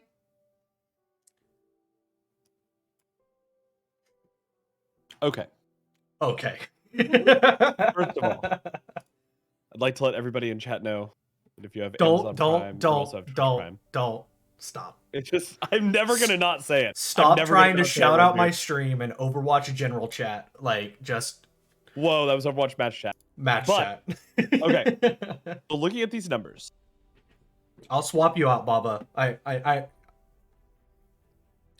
He'll make his point. I'll have you come in, Baba, because I know it's a lot, and I do want people to dissect what they are having to say. So I will open this up to Discord, but I don't want to have like full conversations with a bunch of different people. I want to have people come in and kind of give their point to try to make sure that we're keeping it on topic. So, Fane, go. Baba will have you in. Theater, if you'd like to come in afterwards. I think the Discord link still works. If not, I'll link it to you guys. Go ahead. So honestly, I think C is probably the best thing that you're gonna see, right? Where'd it go? Bring it back. Bring it back. So steady increments with a higher level of risk. I don't think that you see. So in your first example here, right? You have very large gaps of power with almost no consequence, right? Then you start to see smaller and smaller with a little bit of decay, and then it seems to pop back up when you're actually in the risk of losing gear, a full-on losing gear. I think that you would be better off capping your enchant percentage as an example C. That will give people on a game theory, on a UX perspective, an actual roadmap to go down. Anytime you vary these numbers with the statistical chances of X percentage decay, Y percentage destroy, with an increase in the actual percentage of growth, there is a place where you hit diminishing returns. I think in the middle example, mathematically, assuming, what percentage decay are we assuming here? It doesn't matter. Okay. I mean, just assume that there's decay and it's probably increasing at each level. Guaranteed decay or percentage rolling decay? If you fail decay. If you fail decay. So obviously, if this is like a 5% chance at each of these levels of decay, you blow right through it, right? If it's a 10, 25, 50, 70% chance, then like, I think the meta then becomes a +6. That's about where your diminishing return balances out. Even at those same percentages, so you either have to reward higher percentage stat growth for success because of the inherent risk, or you keep it flat, and then you just balance risk tolerance on an individual basis, meaning the 2% across the board. How far do I feel that I can go down this road? even if that means a capped 20% of enchant, right? So basically, that the clear road the clear roadmap essentially is allowing people to take on whatever accepted risk, regardless of what the power gain is, because it's same whether it be at +1 or +8, not including the fact that it is obviously additive, right? That it's 2% Yes. plus 2% plus 2% plus 2% at the different levels, but that they individually can take the risk upon themselves and what they're willing to risk. And what they're willing to risk, maybe they're willing to risk +8, but they're not willing to risk +9 and +10, thus taking out that then they are also accepting, by not taking the risk, they are not taking the reward of that 2 or an additional 2, making it a total of 4% power increase overall. Exactly, because when you get to these places where you're giving +5% in the destroy category, you're starting to hit a point where you're now going to create an extremely large gap. You know, it doesn't seem like a large gap, but 10% is a large gap. Super. No, You're rated. absolutely. Absolutely. Redbeard, you're rated. 10% is a large gap. Yeah. Imagine doing 10% more damage on a raid boss. You're grinding through, you're killing Mythic. You're destroying it. So, I mean, 1% is literally the difference between killing and not killing on a first time kill.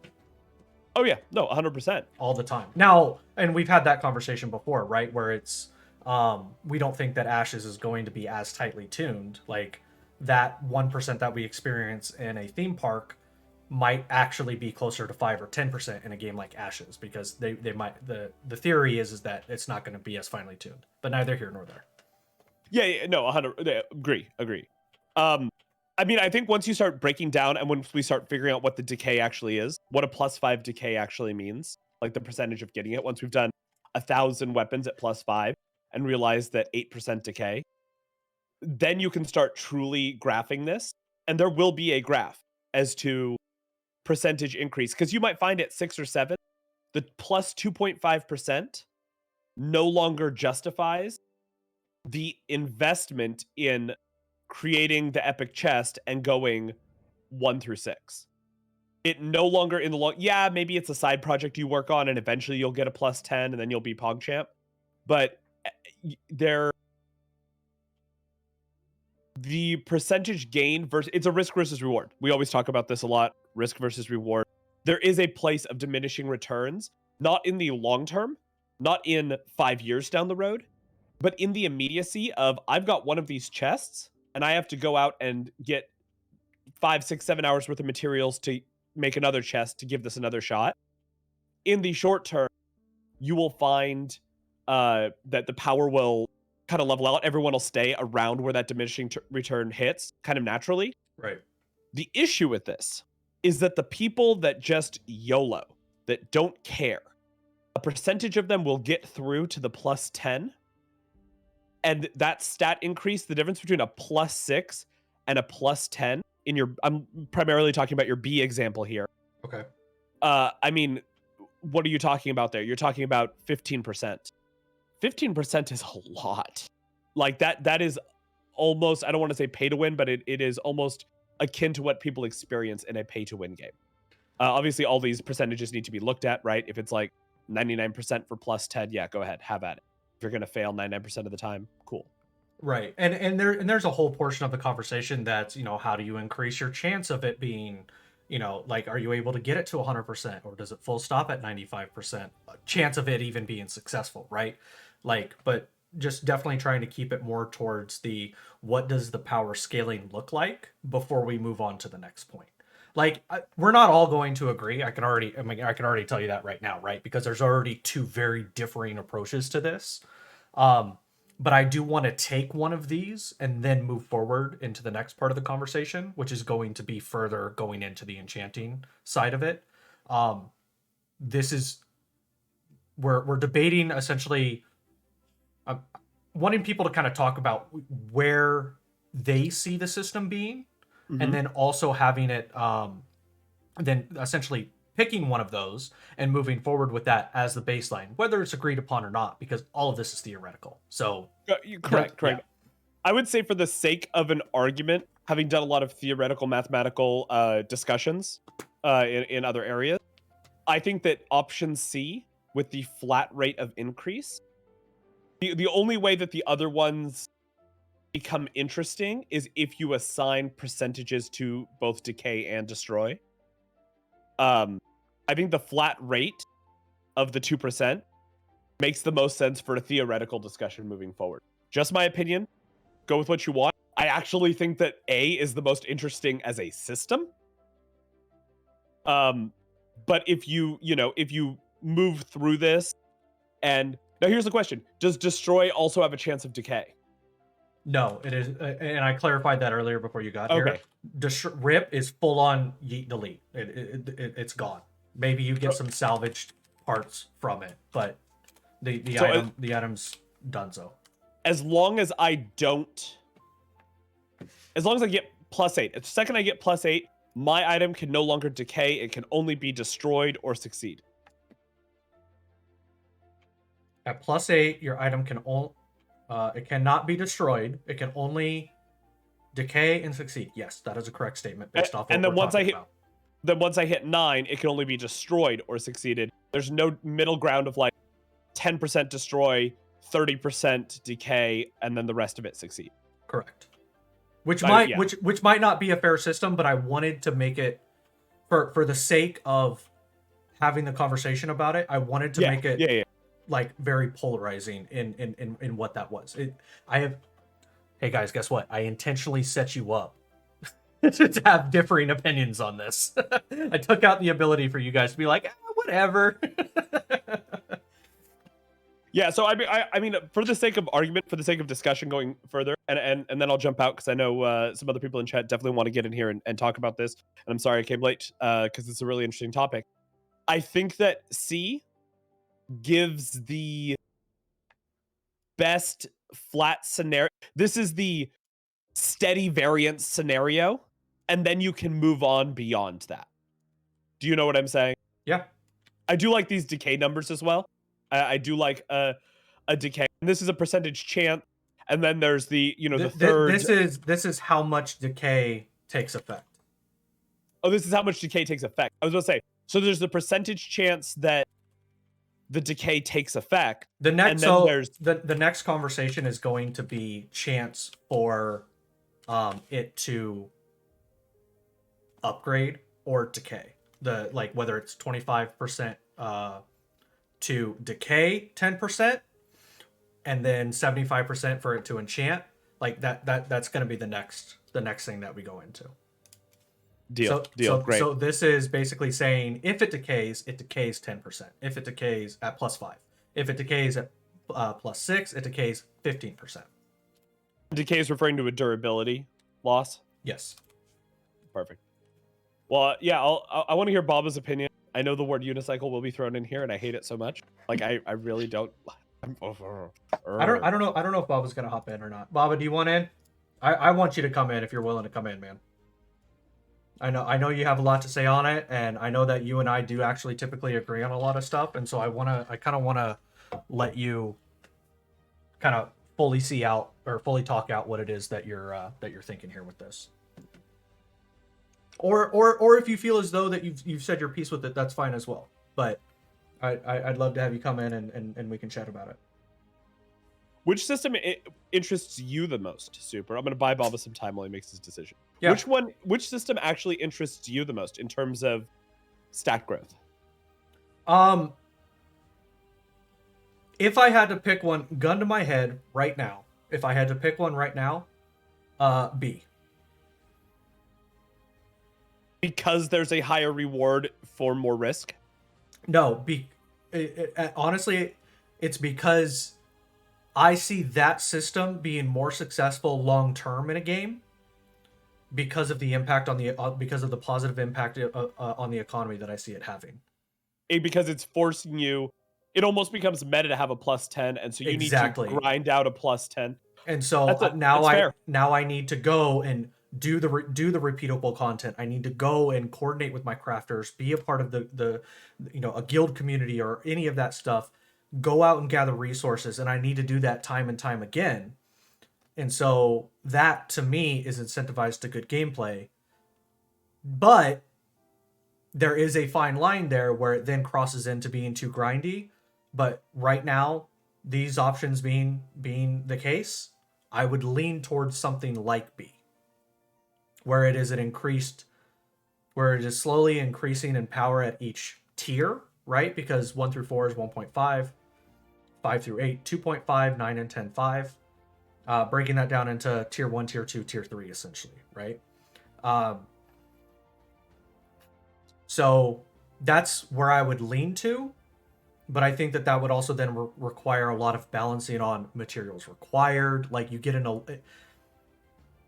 this starts to impact a lot of things when it comes to crafting and then also gathering as well, all the way down to how many materials do you get per node. Like that's why I wanted to stream this tonight. In my 22 days of streaming every day, this is the first day that I have specifically gotten on to talk about ashes, because I think there is so much depth to this conversation that I felt as though it was worth having. There's so much about this that I don't think people realize how much a system like this impacts the rest of the game. Yeah, I mean, this is definitely tied into pretty much every system. Your player power and the gear is so tied to every system that it's not only economic, but involves the PvP, but involves the PvE. The only thing that I'll say, and then hopefully Bob's going to jump in. I'm just stalling for time so that Bob can get in here. I think you had to go to the bathroom. Baba, hop in Discord. I'll drag you up, man.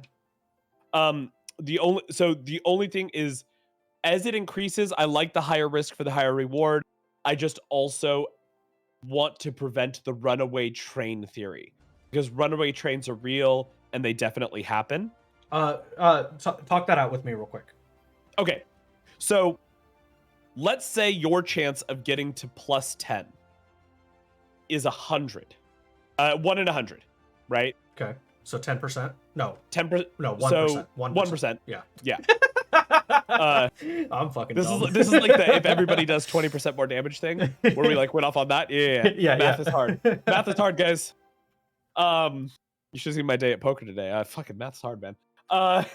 So a few people on a server, 1% of the server, let's say all 50,000 people that are supposed to be on the server, and they're all at this stage more or less, and they get through this.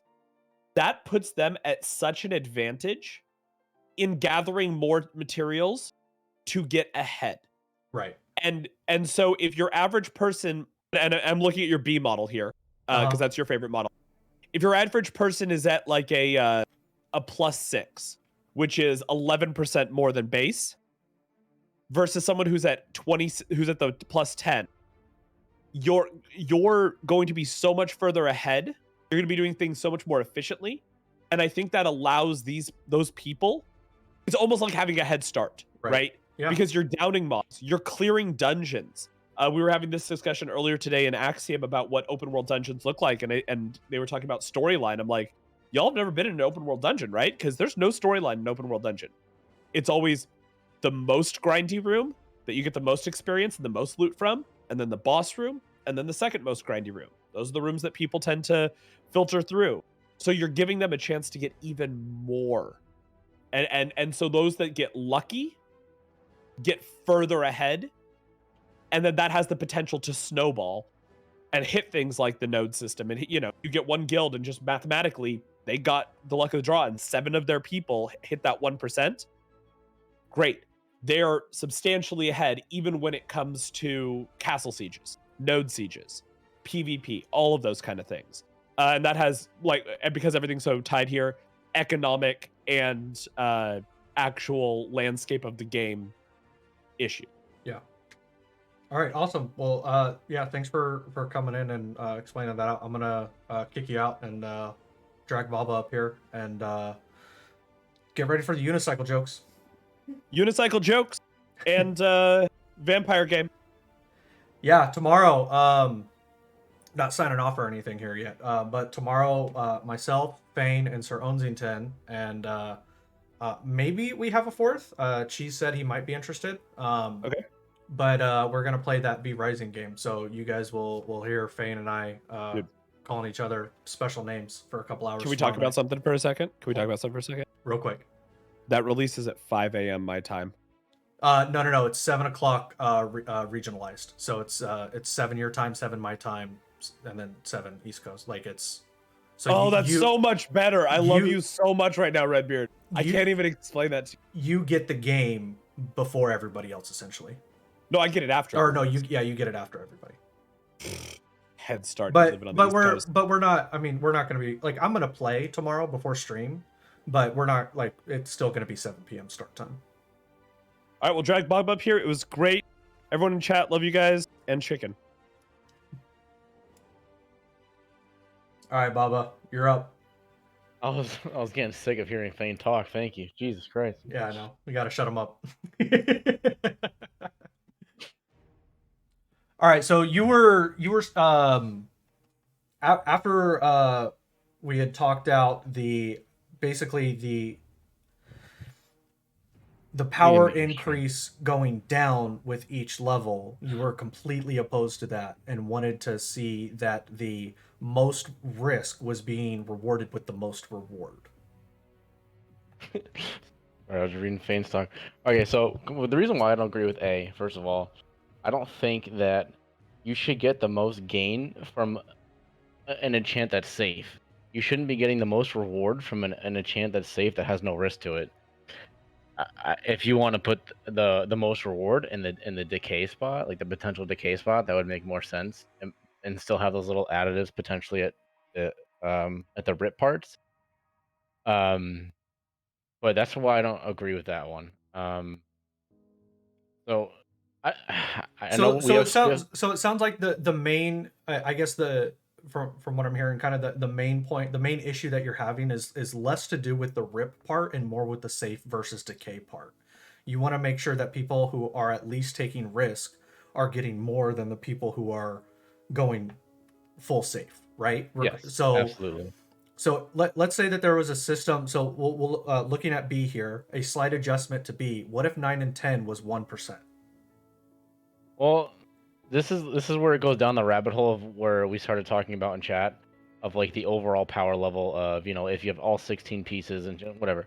So what I at a bare minimum, in a simplicity state, someone that's fully enchanted plus 10 as opposed to someone that's fully enchanted plus 8 should be at least 15% better. With the amount of risk that is involved with it, they should be 15% overall better, purely from a gear standpoint. However that comes down to in numbers, you know, I'm not the one that's personally doing that, so that's not my problem. That's not my issue to solve and figure out. Mm-hmm. But for the amount of risk that's involved, especially if you spend, you know, the 250 hours leveling, right, then you spend another several hundred hours leveling nodes, leveling, you know, getting gear, getting into a raid, getting that weapon. Obviously, the potential hundreds of hours. I don't know how long it's gonna take to get in that raid, get the weapon drop, and then the hours is going to take to farm the currency to enchant it, and then the potential decays and that whole process. I strongly and wholeheartedly believe that you need to have a good reward for those potential rips. Yeah, and I agree, and I think I think that's I mean that's why I wanted to have you come in, because I think that adds, you know, perspective to what you're saying here, right? Where it's, you know, a part that we might have been overlooking here is all of the time that went into even getting the item. And now that you have the item, you know, what all that time going out the window just because now somebody who's doing the safe path essentially is still getting huge reward out of that. Like, Yeah. and like I said, I definitely am. I definitely lean towards the B side of things. Like, I think something, but my reasoning is less about the reward side of it, and it's more about the longevity of the game.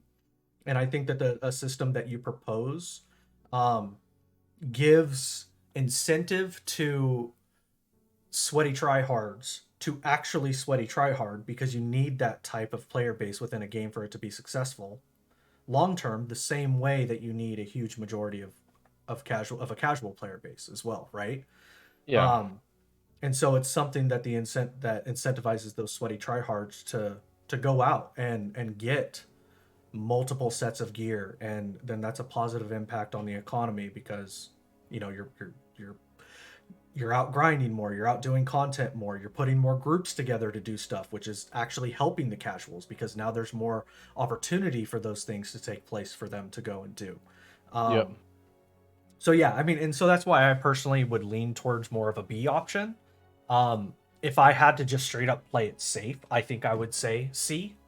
But I think I kind of want to move forward with the conversation on the B side. Because I think that I mean, A, it's my stream.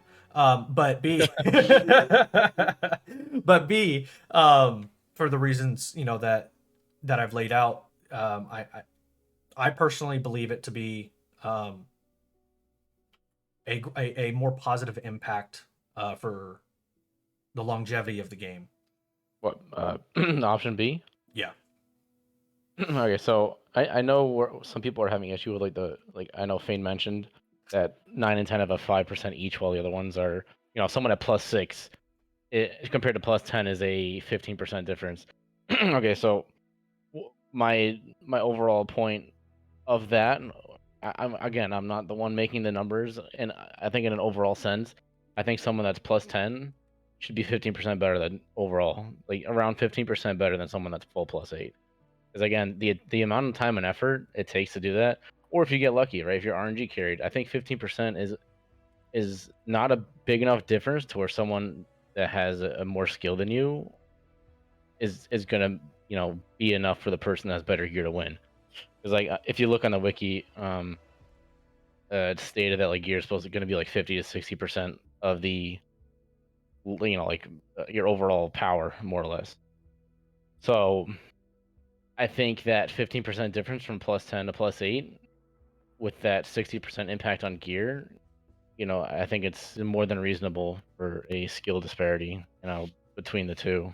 Yeah. So someone that's +8 and good can still shit on someone that's +10 and decent or something like that, Right. And I did go ahead and make the adjustment because I know it was brought up in chat a couple of times, and I think it is a completely viable and fair point that Onsington brought up, that the scaling of it across multiple pieces of gear, it would need to be scaled down, right? So Yeah. I went ahead and adjusted it to, and this is why I was saying that the scaling doesn't matter, because I literally just did it in 5 seconds. Instead of it being 1.5, I just made it 0.5, and then for the second tier, I made it 1%, and then for the third tier, I made it 2%. Yeah, which for is scaling's sake, I agree with that. Yeah. Yeah. If we're talking about all 16 pieces and scaling, I definitely agree with that. all right. So I'm going to delete those for now, those other ones, and this is the one that we are going to move forward with the continuation of the conversation here. So, do you want to stay in Discord here as we go into baseline percentage chance of success at each of these levels? I'll stay in. I'll give you someone to go back and forth with. All right, cool. So let's get this set up here real quick. Neon, if you're still there, man, I did see your follow. Sorry for the late reply to that. Thank you for the follow there.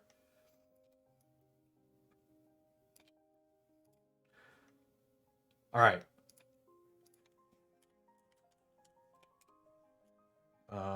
Let's do percentage Of failure for each one? chance fail success. So we'll do, whether it's 20% fail, 80% success, but we'll have both of them there. All right. So, so obviously the first 4 is gonna be 0% for fail. So I actually have a little bit of a different thought on that, because I do think that even though those are safe, I think that there should be a chance of failure, from the economic side, so that the people who are playing safe are still helping out the economy. Maybe not as much as the people who are going +10, but that there's still a chance that they're having to go and get the resources. They're just not having to deal with any decay or their item being deleted. I don't think that because it's safe it doesn't mean that they're safe from having to get more resources. Okay, so what do you think? Like in the safe section, would it only take partial resources instead of like a full on decay failure? Is that what you're saying? So I think progressively at each level it would take more resources. Is that I think that's a fair assumption, right? That Okay. the amount of resources required at +1 would be less than +2. Yeah. Okay. Um, then the chance of failure might only be 5%, but then a 9, like I don't think really any of these should be 100%. I think that there should always be a chance of failure. Okay, that's fair. Or at I agree with or that. at bare minimum, maybe +1 is 100%, but the rest are not 100% guaranteed ever. Okay, so we were asking chat. We'll get a clear rule of definition of what decay is before we get into percentages. So, what what what would you think decay would be? Like losing like 10-15% of its durability, something like that? Is that what we're talking about here? Yeah, so at +5, if you fail, your item would decay 10%. So you Okay, lose so you did have 10% of the percentages up there. durability. Okay. Yeah. So if your item is at, we're just gonna say 100% durability. Getting into the other numbers is just, it doesn't matter. That's something that can be done on a balancing level that Intrepid can deal with. We don't need to use our brains for that. So let me add another qualifier here. 100%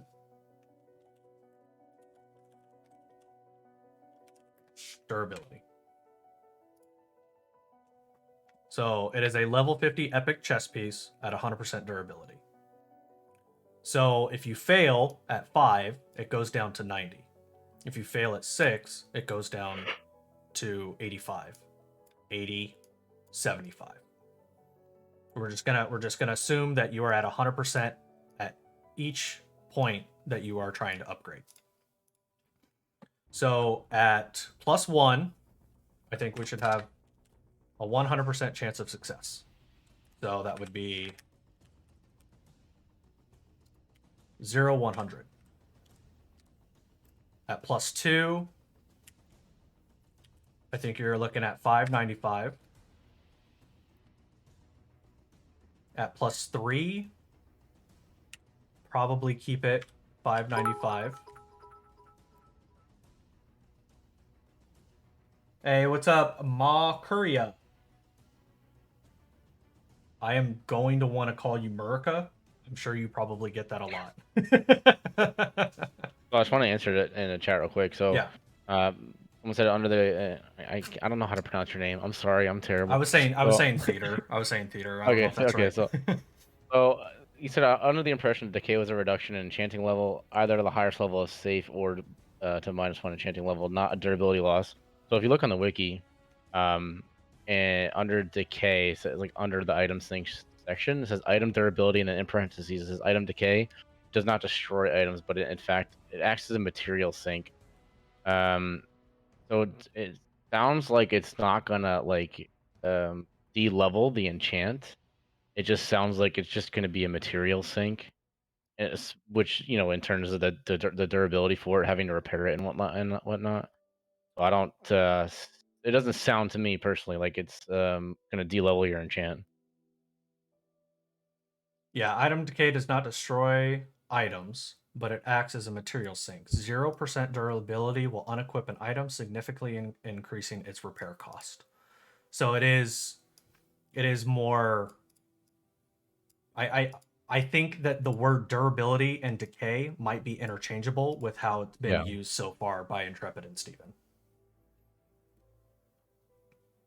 Yeah, because I think if you go into like enchant levels loss, you're getting down to like more towards the BDL path, like Onzington kind of said in chat earlier.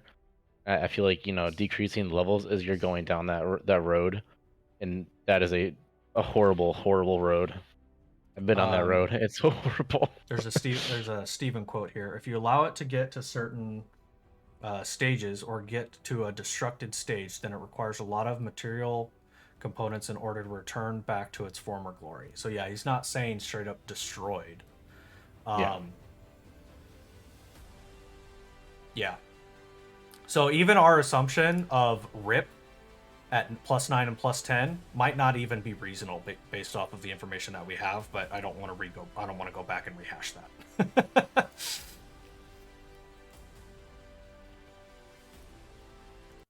All right, so I kind of want to break it out into tiers. So 1 is 100% success. 2 and 3 is a 95% success. I want to say 4, with it being the last one within that tier, maybe make it 1090. And now we're into the chance of durability taking a hit or decay. On the 4th hit or after that? On +5. Okay. So +5 is when if it doesn't enchant, there's actually more so than just the materials required. There is a risk being implemented at +5 through +8. Well, technically +5 through +10, because 1 through 4 are completely safe. Anyone who plays BDO knows disenchanting items is an emotional toll on the soul.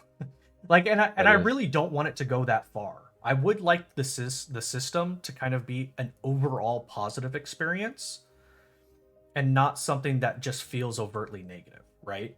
Like, I like the idea of the system, but I do think that there is a way to do it where it doesn't feel like you're being punished so hard for it not for not getting a success, right? For example, yeah, I think the prime example that pops into my head is you look at like the videos of like Asmongold doing stuff and doing upgrades in Lost Ark, and how much money these players are spending on a pay-to-win game with a system like this. Disgusting. It's absolutely insane. And even with the money that they spend, they're not even getting it up to a high percentage chance of success. Sometimes they're happy at 50-50. And sometimes that coin flips heads when you call tails. And that sucks, because not only is it items lost, but it's probably a couple $100, if not a couple $1,000 lost, depending on what level you're doing it at. Yeah, I'll never understand how people get into that. I didn't play Lost Ark very long because I absolutely hate that system of progression and just, almost the game as a whole. Almost. Right.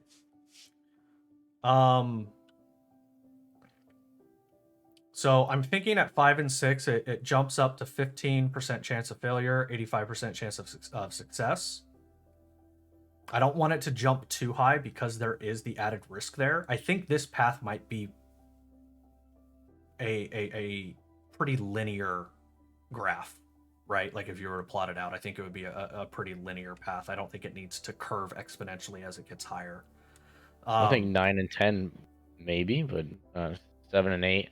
I'd say for 7 and 8, I'd say like 30% chance of fail, maybe a little more, because I feel like 7 and 8, those are higher in chance. I feel like maybe you might want to go higher than 30% chance of fail, especially if the difference between +8 and +10 is not so significant.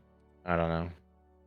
So maybe once you get past 6, it actually leaves the linear and starts to scale up a little bit. I think a +8 sorry, +8, 25% chance of failure, I don't think that's enough, honestly. Think it should be a little bit higher? Because well, I guess actually 9 and 10 technically don't have to follow a linear path there. So 30, 70? I think even +7 should be 30. +8 should be so we have a maybe. double. We're basically doubling the chance of failure between 6 and 7 at that point. Does that seem reasonable? Yeah, absolutely. Chat. Because 15% chance failure is not high at all. Even you can even argue 30% chance of failure for a 70% increase on your weapon from base to +7. Mm-hmm. A 30% chance of failure is not bad at all. I think 8. You can argue that it's just a 30% as well, or maybe like 35, I like 40 that. maybe. I like there to be a little bit of a difference there, right? Because then, I mean, as you go up there, following with the previous setup, there should be added Yeah. risk the higher you go because you're getting more reward.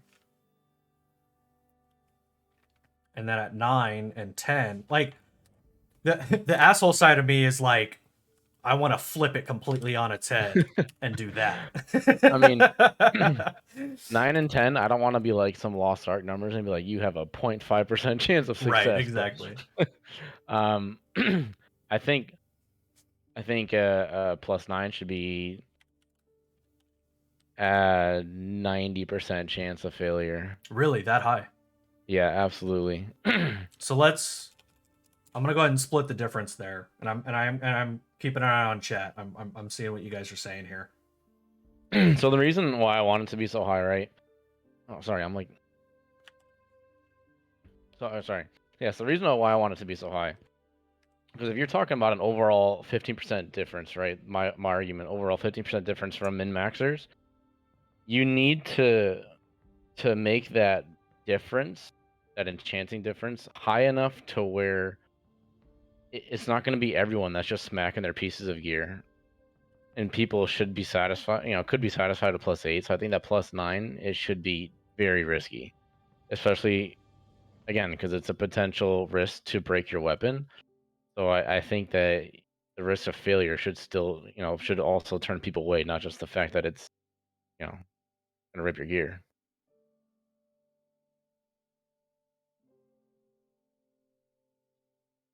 All right, so I'm gonna talk through the different levels here again. Percentage chance of failure or success at each level of enchanting. +1, 100% chance of success. +2, 95%. +2 and 3, 95% chance of success. +4, 90. +5 and 6, 85%. +7, 70% of success. +8, 65%. And then as you were talking, I was kind of middle grounding it a little bit. Mm-hmm. At +9, a 25% chance of success, and a +10, a 10% chance of success.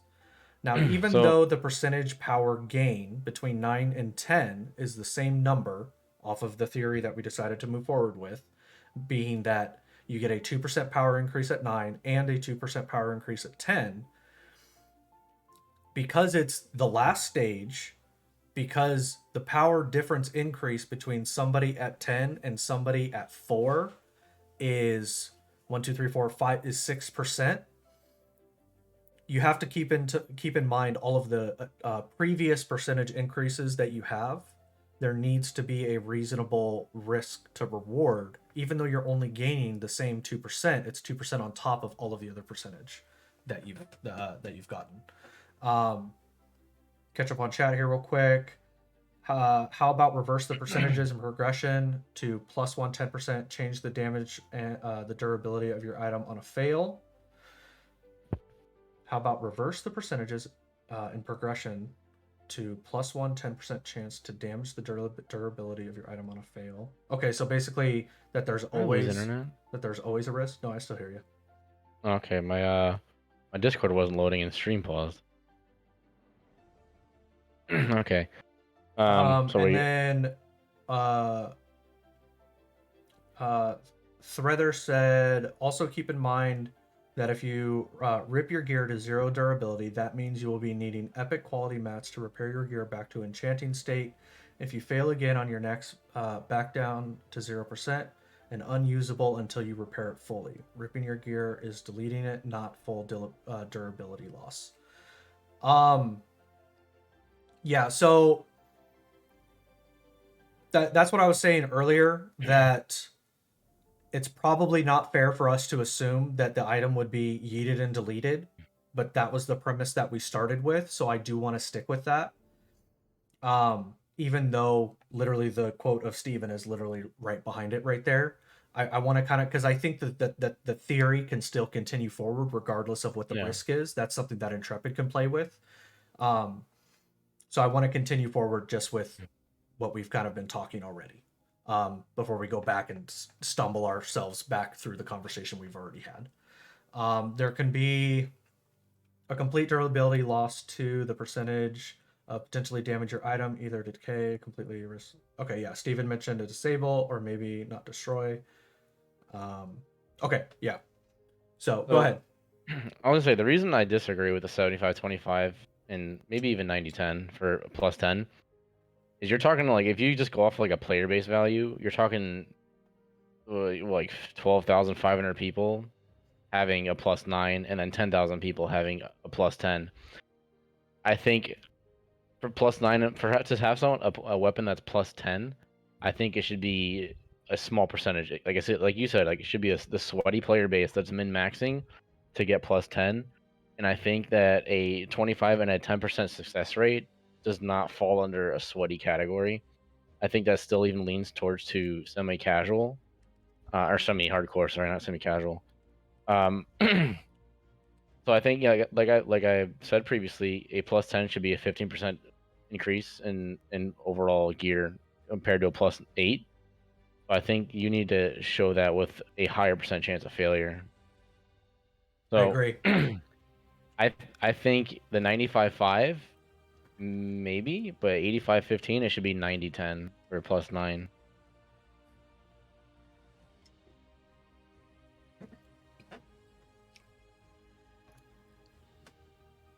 What do you think of that?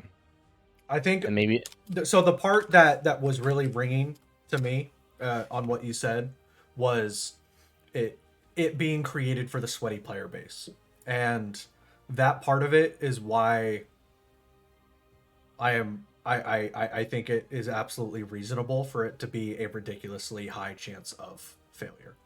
yeah. Yeah. Like I think if you have a weapon that's plus 9, everyone's gonna laugh at you, so you're gonna want to go for that plus 10 because plus 9 out of 10 just looks stupid.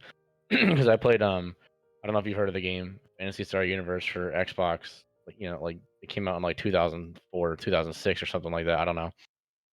And it pretty much had the same system. So you can enchant your piece of gear up to plus 10 or grind it as they had in there. And but it didn't have necessarily the same system. So if you were at a 9 out of 10, the min maxers do not want to see a 9 out of 10 weapon. It looks stupid, ugly, and you're gonna want to push it. And no matter who you are, if you're a min maxer, you're gonna want to do it. So the way that game worked is if you failed it, it would now be 0 out of 9 instead of 0 out of 10, or instead of the game the item being broken completely. When you fail, it lost the potential to be enchanted to the max.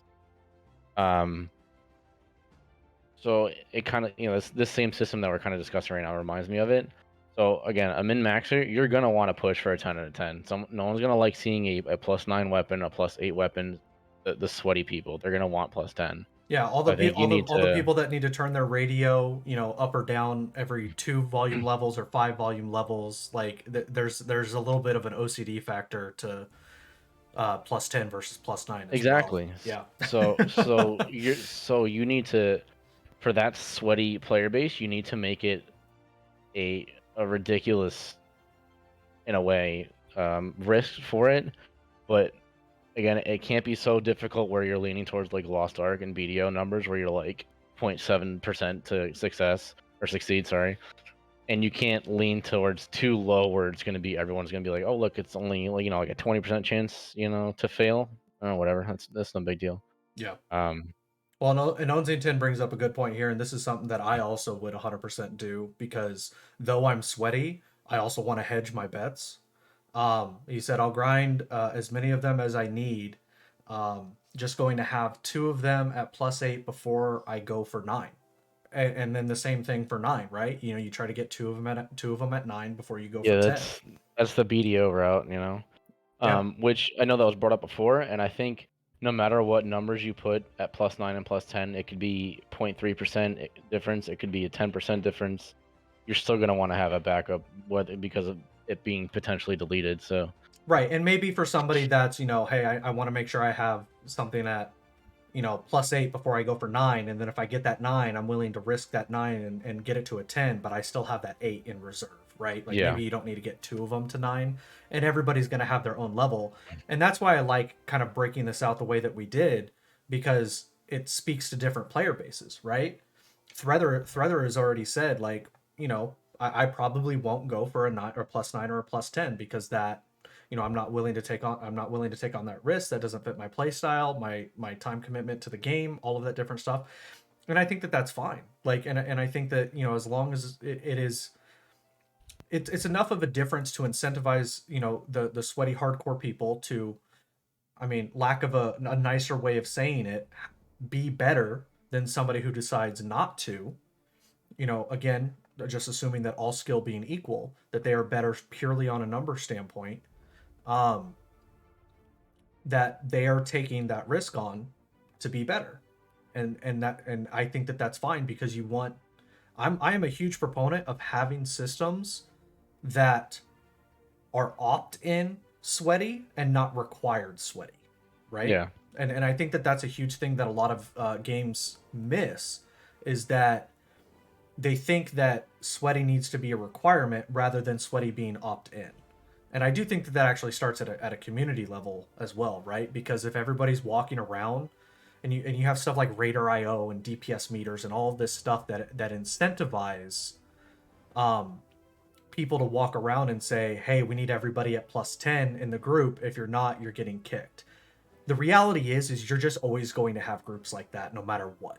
It's just going to be a thing. It's going to be tracked, whether it's a third-party website, a spreadsheet somebody made in their free time, whatever. Like, there are going to be people in the game who have a friends list of only +10 people. Like, they don't want to hang out with the normies. They don't want to hang out with the casuals. Like, and that's the way that person's decided to play the game. But you'll never be able to remove that from the game without alienating that portion of the population. And to have a successful MMORPG, you need all portions of the population. You can't just have the casuals. You can't just have the sweaties. You need to have all of them. No, I 100% agree with that. Yeah. The Threader brought up a good point too. They Yep, said go ahead. sweaty and hardcore people are also where casuals can make their money. Yeah. Which 100% agree with that. I'm assuming the epic items that you may fail while enhancing, enchanting, whatever you want to call it. I don't assume it's just going to take epic materials to repair it. I would assume it takes a mix of potential multiple tiers of materials. So I think that with that failure chance being so high, the casual player base can still make money off those people that are sweating for that last, those min-maxing numbers. Yeah, I mean, there might be somebody who, from a PvP perspective, a hardcore PvP person might look at a crafter and say, oh, well, that's crafting, that's casual, that's whatever. But that crafter might be hardcore in their own respect when it comes to crafting. And now that crafter is being fed your resources, your gold, all of that stuff to get the item created for you to be sweaty in the area that you want to be sweaty in. I think that's another important distinction in a game, is not all sweaties are created equal. Like, you might have the sweaty naval person, you have the sweaty crafter, you have the sweaty gatherer, you have the sweaty processor, you have the sweaty PvPer, the sweaty PvEer, and they all need different things. They all require different things and different levels of commitment to be sweaty. And also, I mean, the definition of sweaty is so verse. Like, I don't consider myself a sweaty player anymore, but anybody who saw me on the launch of New World, I mean, most of the guild was like, oh yeah, you're sweaty. But it was nothing compared to what I had done in the past in previous games. And so by my own definition, I can't fit my own definition of sweaty. But my definition of sweaty, people would look at and go, why? Like, why ever would you do that? I mean, I raided 6 out of 7 nights a week in 4 different guilds in Star Wars The Old Republic. I had 8 different characters at max level that I raided with on a consistent basis. Like, I mean, it was insane. So yeah, go ahead. I would say I kind of would define sweaty as someone, someone that's going to be playing like 16, 18 hours a day. If they're not working, 16, 18 hours a day. Someone that's working, they're going to come home from work. They're going to play until they go to sleep. When they wake up, they might get a couple an hour or two in, depending on what they do. And that's what I would consider sweaty. Someone that's going to be playing it literally all day, every day, no matter what, depending what other real life things are going on. whether they spend that time clicking bushes and gathering or cutting down trees, or whether they're spending that time 6, 7 days, nights, a week raiding. I don't think it applies only to like the hardcore PvE or PvPers. You can be a sweaty gatherer, or sweaty crafter or something like that. Absolutely. So So- before we move on to the next portion, which is going to be the question of, do we allow there to be increases to your chance of success? I want to watch. Hopefully, this video is what I hope it is, and it just kind of gives us a kind of a brief example of what the Lineage 2 Enchanting experience was. So I kind of want to just watch through this real quick and see what we can derive from it information-wise, because I didn't play Lineage 2. The following experimentation was conducted by Enchanting 15 plus 14s. Okay, so this isn't actually what I need it to be. So... Man, these graphics are impeccable. Right. Enchanting...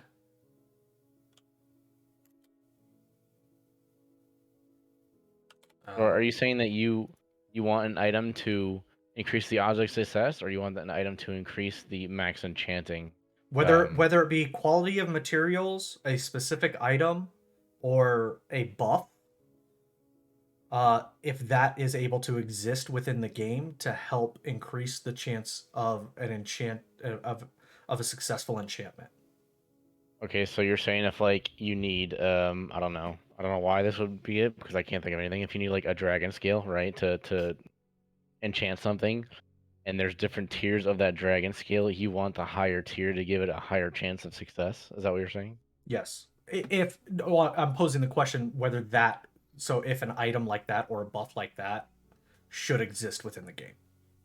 But I want to find this video first of because I want to get a little bit more of an understanding of what Lineage 2 Enchanting.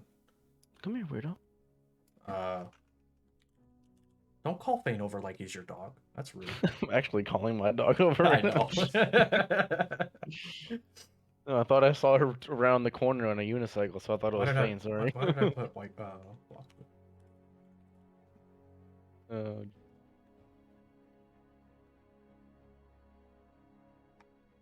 How to enchant safely on Lineage 2.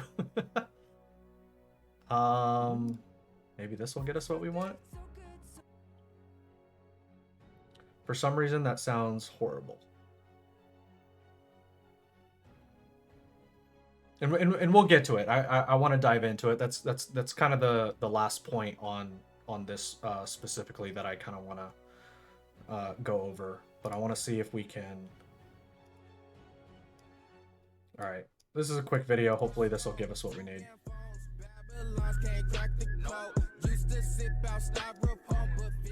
What is volume required? I have your stream muted because I don't want to hear myself. Nope, he's just playing music. So I'm gonna mute it. All right, so he has a scroll of enchant.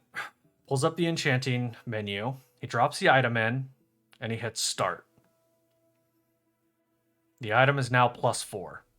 So he was in the... Wait, is this literally all we're gonna see? I was kind of hoping to see if there was like a detailed number breakdown. Oh, geez. So now it's a ranger. Now it's +5.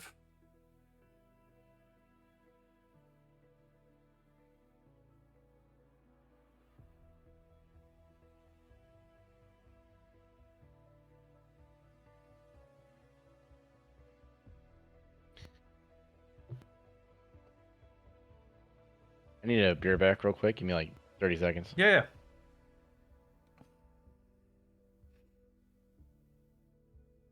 All right, so right there at going from +5 to +6, the item failed. And then it got destroyed and he got some resources. So I probably won't be able to find it quickly or easily. But that one So that's what Steven and Tim the Tapman were referring to when they say the item would blow up. It would just straight up be destroyed.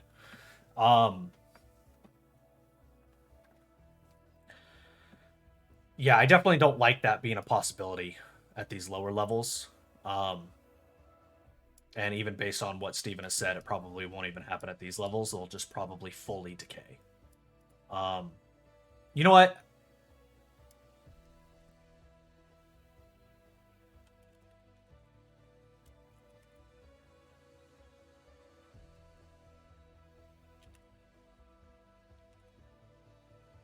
I'm just going to do this.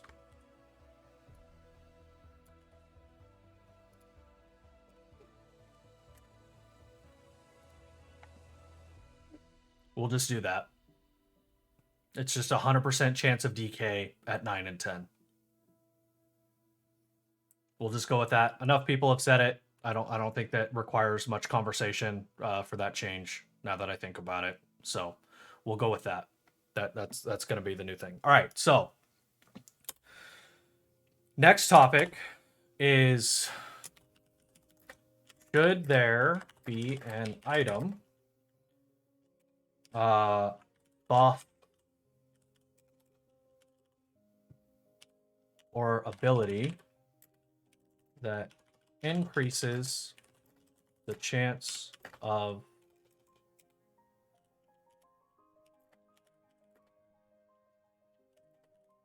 enchant? Yes? No. So instead of just a straight up yes or no from you guys, I would like reasons why having items, buffs, or abilities that increase the chance of success to enchant should or should not exist in the game. A reason for yes that I have is you have that item comes from a artisan class, which further helps the economy. No, yet another fucking item needed to obtain before rolling for enchant. With 100% decay, I might be more inclined to participate. That's fair, but still most likely not. Will increase reasons to have outposts with their job to mine, deliver, and transport a specific buff item. Okay, so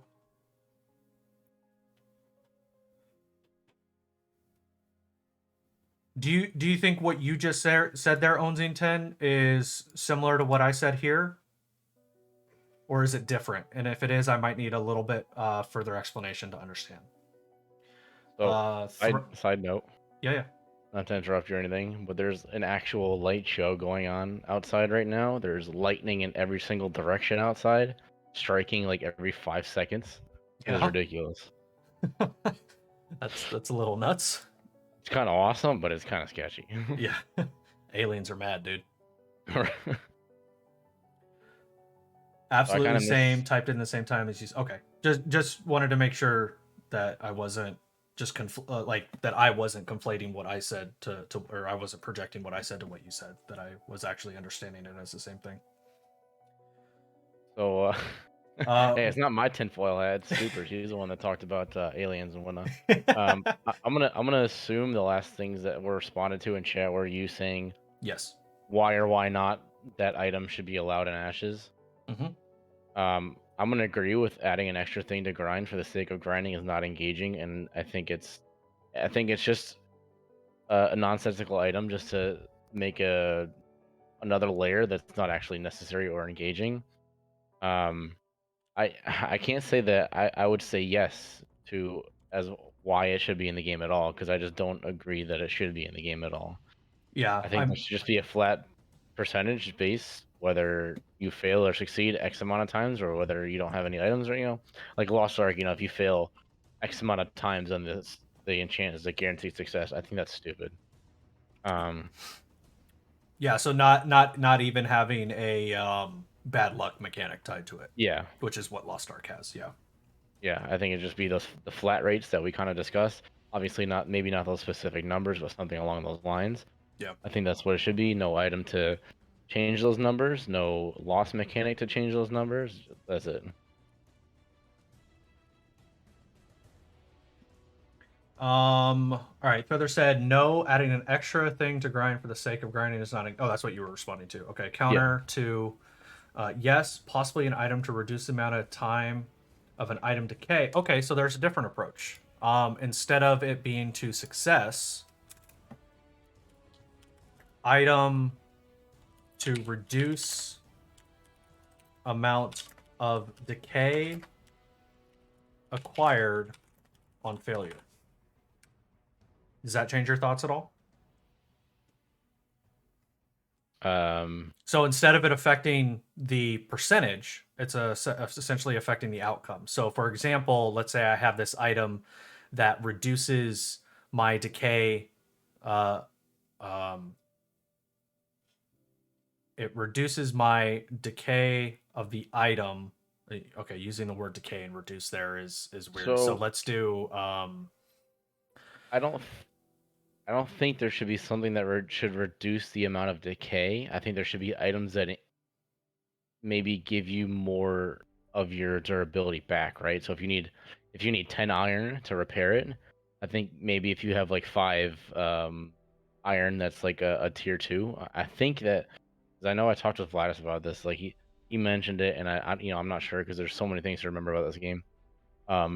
That different gatherables will have different tiers to them, right? So you can gather a regular iron, ore, or you can get a blue rarity iron ore, an epic rarity iron ore. I don't know if that's true, but I think there should be items that repair it, increase the durability, or give you the durability back more efficiently, right? So if you needed 10 iron to repair it, if you use like 2 epic iron or something like that, that would give you the same amount of repairs. I think that might be a more interesting route rather than an enchanting item that decreases the amount decayed. But that's my thought on it. So that's more on the side of it being crafted or repaired, right? So that doesn't have any.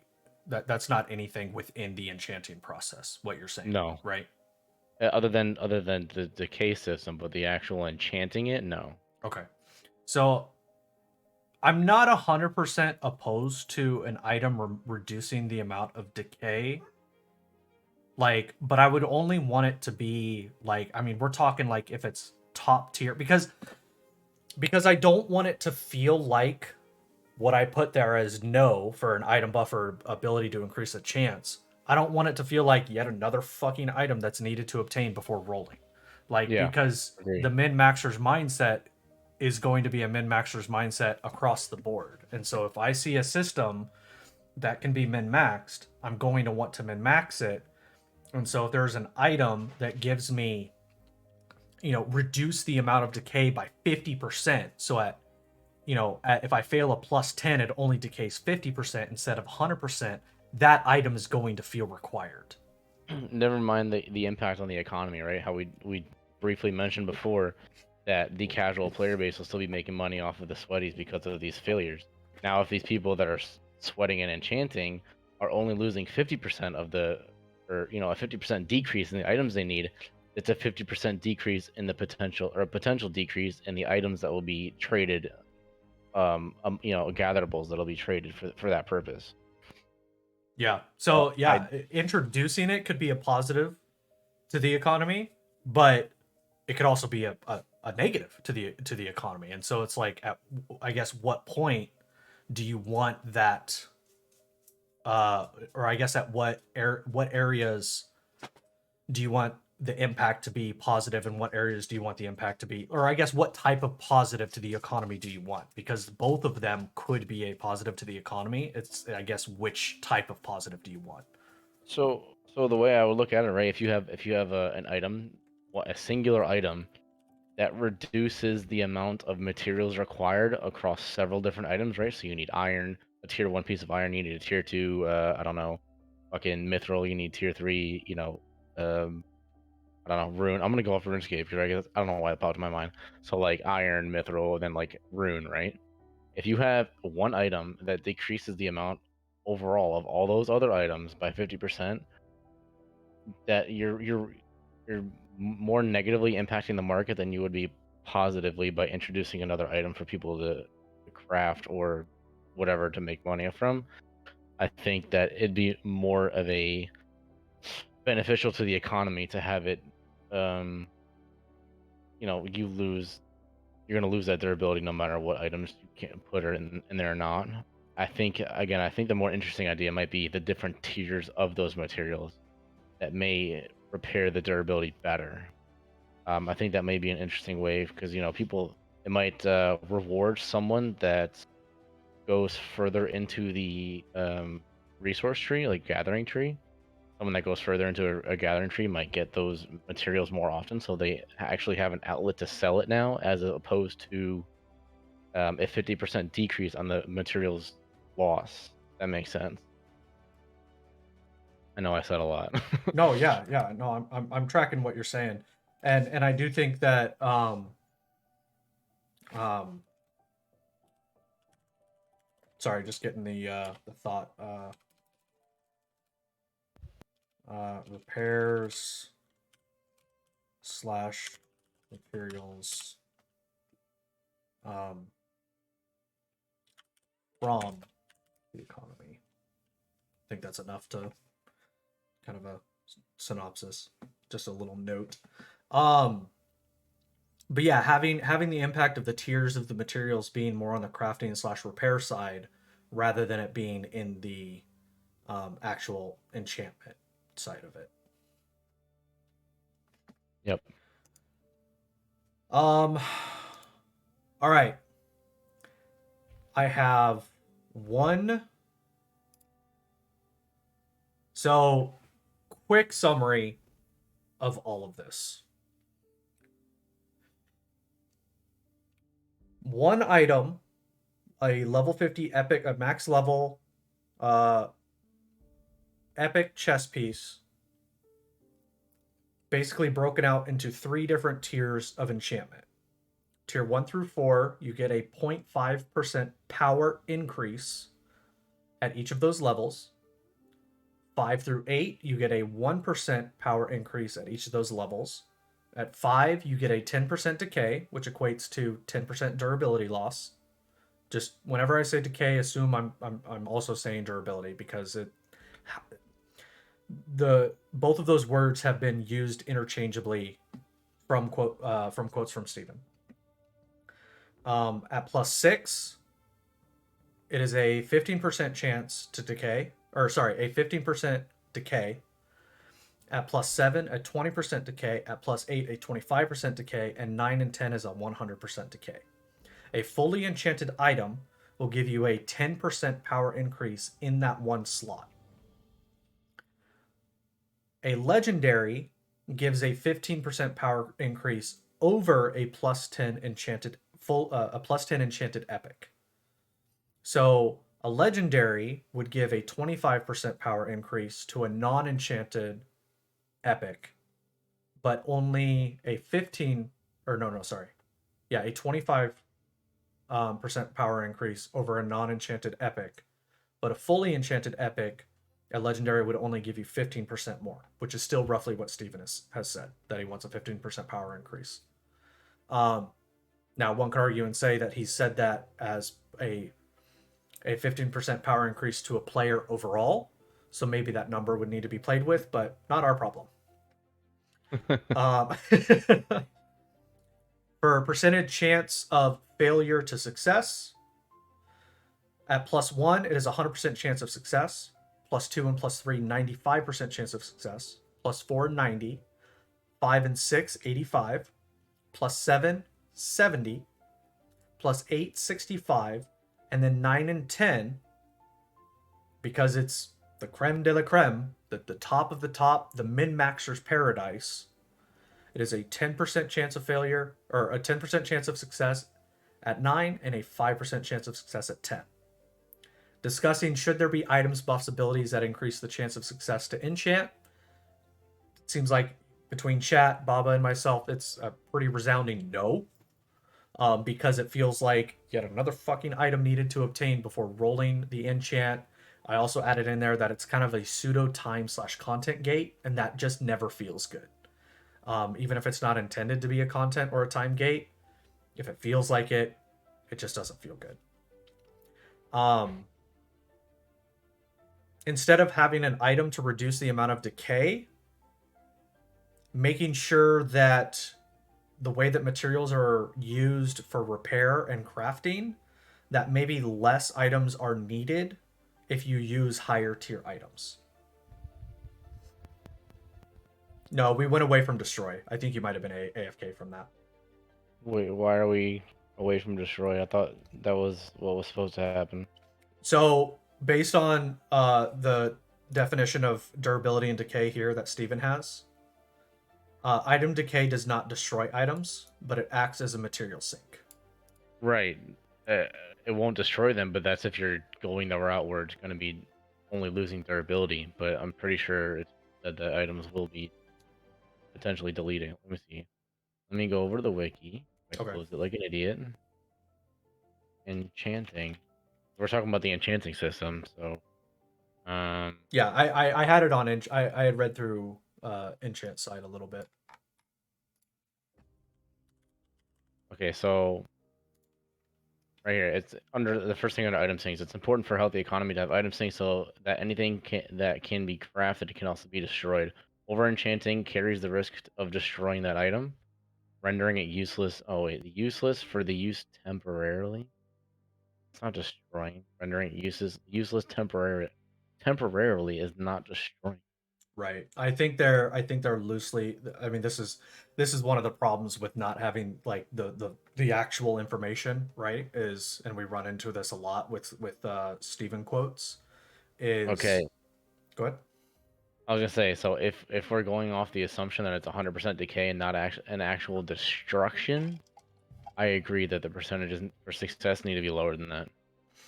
I would say even like a 5% chance at +9, and then a +10, maybe. I don't know. Like a 1% chance. Nah, maybe 2.5. 1% is kind of fucking. 3 maybe. I mean, this depends on like how severe it is to actually get those materials. Like how much. And that's Am I- where am I- that's where I think it will feel as though, like, even though it won't technically be destroyed the way that we would think destroyed, right? Like yeeted and deleted. Yeah. If the amount of materials that's required to get that item built back up to 100% durability takes a long fucking time, it may as well be destroyed. Yeah. Right. You know what I mean? Like, it might actually be better just to craft another item rather than to repair an item. Like, which that's a whole other conversation in and of Right. itself. That might be a feels bad right there as well. Just use my numbers. I caught it first. If it's not destroy and only a decay, I'd like to see +8, 9, and 10 at 93.7, 95.5, and 98.2. All right, you know what? I think that is. I wouldn't agree with the +8 because Yeah, I was starting to type that and I was like, maybe not +8. if we're going off of Because that's only a +8 25% decay. yeah, but that's obviously going off our theoretical numbers, so Right, which we do yeah. need a baseline with that. So Um, I do like the 9 and 10 though. yeah, like again, if it takes me a week's worth to farm those materials, like I'm talking like sweaty hardcore grinding for those materials to potentially, for 100% decay, right? For 100% decay, if it takes me a week worth of time to enchant that or to get those materials for potential decay, then yeah, I could agree with like a 5% and 2%, 5% and 3% or something like that.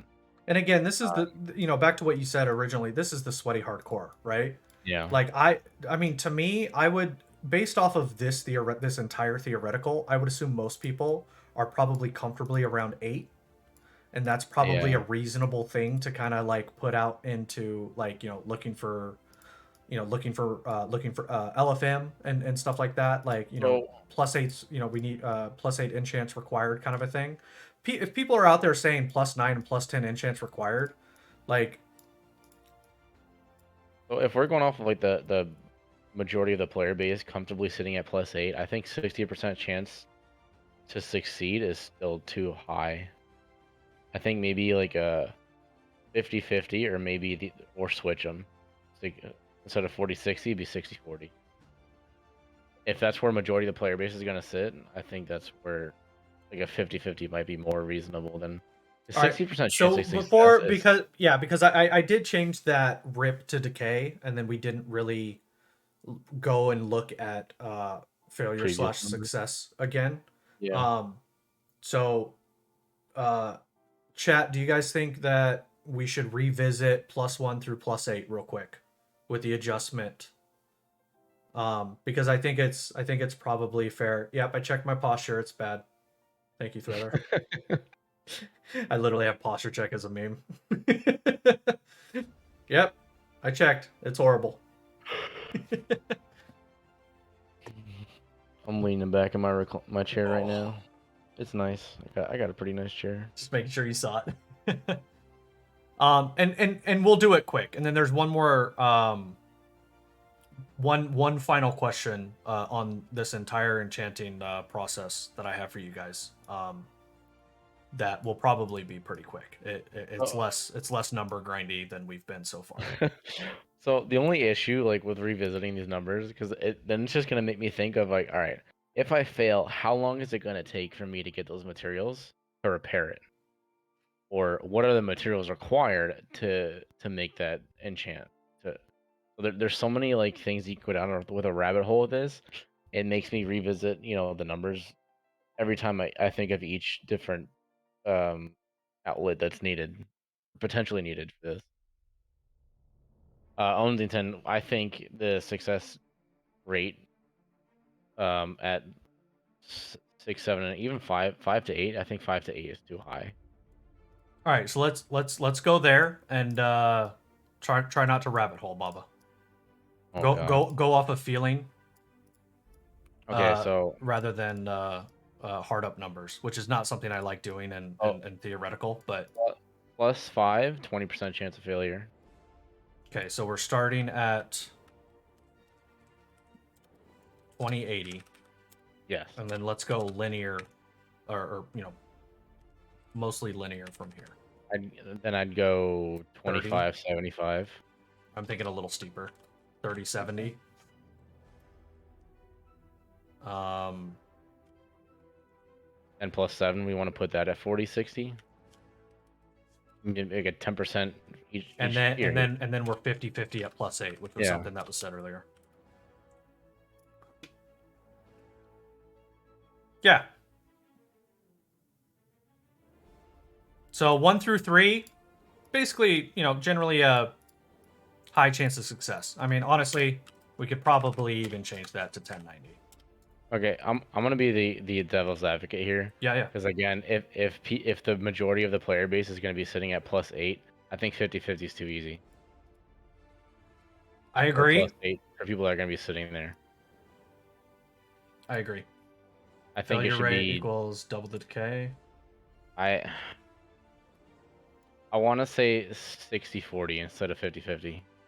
So I want to leave it here and try not to rabbit hole, but I'm assuming that the materials required for a level 50 epic chest is probably going to be substantial enough to where 50-50 might be impactful enough. I'm gonna go ahead and make that statement there. I still think 50 again, because like, because all right, so hear me out. So again, you're talking about majority of the player base here. Like 9 and 10 is gonna be the sweaties. You're talking about majority of the player base sitting at +8 and being comfortable, meaning they never have to touch their piece of gear again. And I think that it needs to be a significant time sink into reaching that point where you're just like, okay, I don't need to do anything with this slot again. I'm comfortable with this chest that I've enchanted to +8, and there's absolutely nothing that I plan to replace it with for X amount of months potentially. So I think that it needs to be But we also have difficult to to be careful reach. that we're not making it gear simulator and that it's content simulator. Because gear simulator is what you have in New World. Like everything you're doing for the majority of your time is increasing your potential drop rate and stuff like that. Though that's not exactly enchanting, right? But you're essentially kind of playing the same game where you're so focused on an individual slot, an individual piece of gear. Like I want there to be success and failure to it, but I also don't want it to become the integral part of the game. The content needs to be the integral part of the game. Right. So it brings me. If you look at chat, Onzington, I agree with what he said. He's like, you said, you want everyone to be +8 in a week, No, and no, no. That it would take a week to get the materials required. So you're right, looking at which wants to multiple. You're repair you're it. looking at multiple weeks here. Okay, but if you, I don't know, if you think about it, like a 50% chance at +8, there's gonna be casuals that one tap every single fucking enchant +8 and sit there and be like, okay, I'm But done. they still need to get materials at each level. It's not like just because they got one, now they get a free upgrade to two. Like they have to get materials for one, they have to get materials for two, they have to get materials for 3, 4, 5, 6, 7, 8. Like it's going to take some time to acquire the materials required. And I would assume that a epic versus a rare is going to require probably some epic materials as opposed to the rare might not require an epic material or something like that. That's I assuming a agree. lot. That's assuming a lot. I agree with Grumpy. If it took me 2 years to get to that point, I'm okay with it. Would you be okay with 2 years with this system? Like if it was a 1% chance of success all the way up and down? If you're talking about every piece of gear for Yeah, every to get slot. 2 years to get like the best gear ever, 2 years, yeah, I'd be fine with it. Yeah, unfortunately, I don't think that that's a game that's long-term successful. I think that's a game Well, that you have, your well, 50,000 people who play for 10 years. It's your I'm next not Tibia, it's your next, I'm not talking about like I'm not talking about like in 2 years, then you'll be able to access certain content. I think that as long as I can do the content sooner, but it'll just become easier with the better gear, and then obviously more efficient at PvP. I think it's not a bad thing to have those people to have a long-term goal. Yeah, no. I So, think and to Grumpy's statement, and we've talked about it before, Grumpy and Comms. I agree. There should be like I don't want it all to be equal, but I feel like the gating mechanic to this is the material required rather than the actual enchanting itself. So some people won't even have the opportunity to get past certain enchantment levels because they don't have access to the I see what content you're saying. that's required with all of the stuff. And so I'm wanting to make sure that we're not adding too many layers to a system that already is going to be not everybody can do everything. And Do you have any so rocks sitting next to you by chance? do I have what? Rocks. Do I have any rocks sitting next to me? Yes. No. Well, I need some because I need some for Onzington for what he just said in chat. I might get rocks thrown at me, but I think BDO got everything right except for pay to win and shitty laggy war servers. Well, I didn't play BDO, so I can't. That one had me turned off at the That is a beginning of it. rabbit hole that I'm not gonna go down right now. All right, so I do want to wrap us up with this final question, and I do think we could get in depth with it, but I kind of want to just get people's kind of general responses to it. Should enchanting be a mini artisan that everybody can do on their own? Or should enchanting be a full-on artisan class that a player has to go and find an enchanter to do the gear? more than an NPC, more than a random building in a node, but that it's an actual artisan? Or should people just be able to pull up, go to an NPC, go to a random building in a node, and be able to accomplish all of this themselves? And the part where they need other people is the materials, is the items, is all of the other stuff. So should it be a full-on artisan, or should it be something that everybody has access to, and there's no depth to the system beyond what we've talked about? Like there's So no progression of the system. I'm gonna reply while we let chat think about it. Yep. I can go either way with this, right? I feel like we don't need to add another layer of a system to interact with the community because there's already so many layers going on with it. I don't need to give my, my 9 out of 10 bow to someone to enchant it, and then when they fail, I can sit there crying while they hand it back over to me. Where I'd rather just like prefer to enchant it in the corner of my room and cry after I fail it there by myself. I I don't think it's necessary. I think the acquisition of the materials itself already requires a lot of interaction with the player base itself, that you don't need to have that layer of interaction with someone else with the artisan tree to have it enchanted from them. Yeah, I hard agree. Hard agree. See, there we are, back to agreeing. There we go. We got back to it. Yeah. Also, unless yeah. you create so not to interrupt you, but unless you create some kind of a window to interact with someone that they enchant it without actually taking your item, then you run the risk of your item getting scammed or something like that. You would have to, even if it was its own artisan, you would have to have that 100%. Or maybe they hand you an enchantment, scroll or something like that. Like that's, yeah. Because I could see it potentially being added to something like an alchemist, and maybe they're able to make a scroll of plus, a scroll of enchantment +10, and you need that to roll a +9 item to a +10, and I think that could be good. But the point at which I hard agree with what you're saying is there are already so many systems that are going to require all of that types of interaction, and I want that to be a part of the game. But I don't want to feel like I there's literally nothing I can do in the game without somebody else. Like there does need to be a bit of a solo experience within the game, but content wise, there should be group requirements to that. But stuff like this, I'm totally fine with it being a solo experience. I'd rather hand it to their NPC because I hate an NPC easier than other players. Well, yeah, it's kind of like another Diablo comparison. It's like Kadala in Diablo, right? Like I don't hate another player because they fucked up my thing. I hate Kadala. Like I'm gonna say hard disagree because I hate people. So, and it's easy hating people. Oh, if you're an artisan, they have stalls in the game for a reason. You can sell your enchanting service at a stall. They're adding escrow into the game to help prevent those scams. Will someone please make a loaf of bread? I'm literally starving. Please, where is a cook? Yeah. Oh, yeah. I think you mean a baker, right? Not a cook.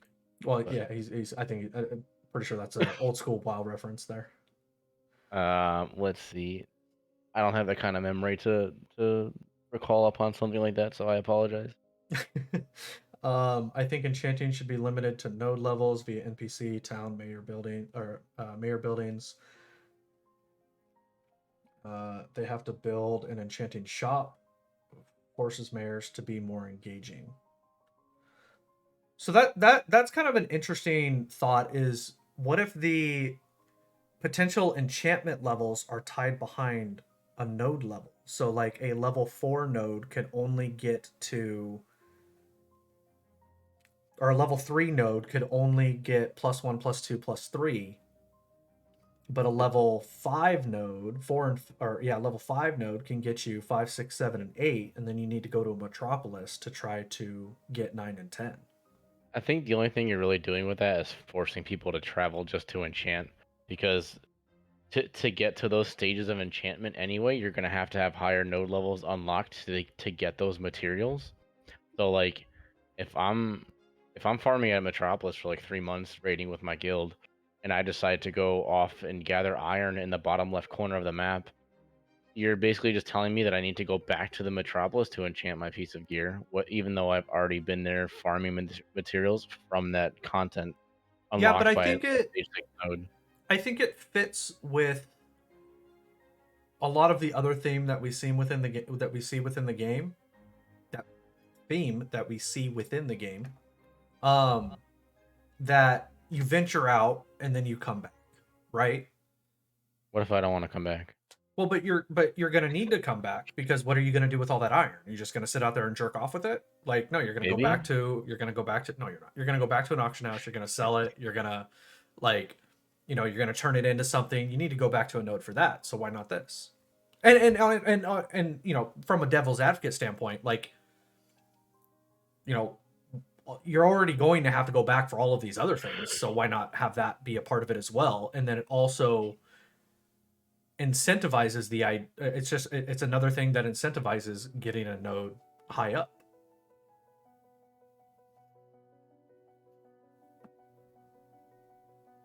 Yeah, I guess I gotta agree with that.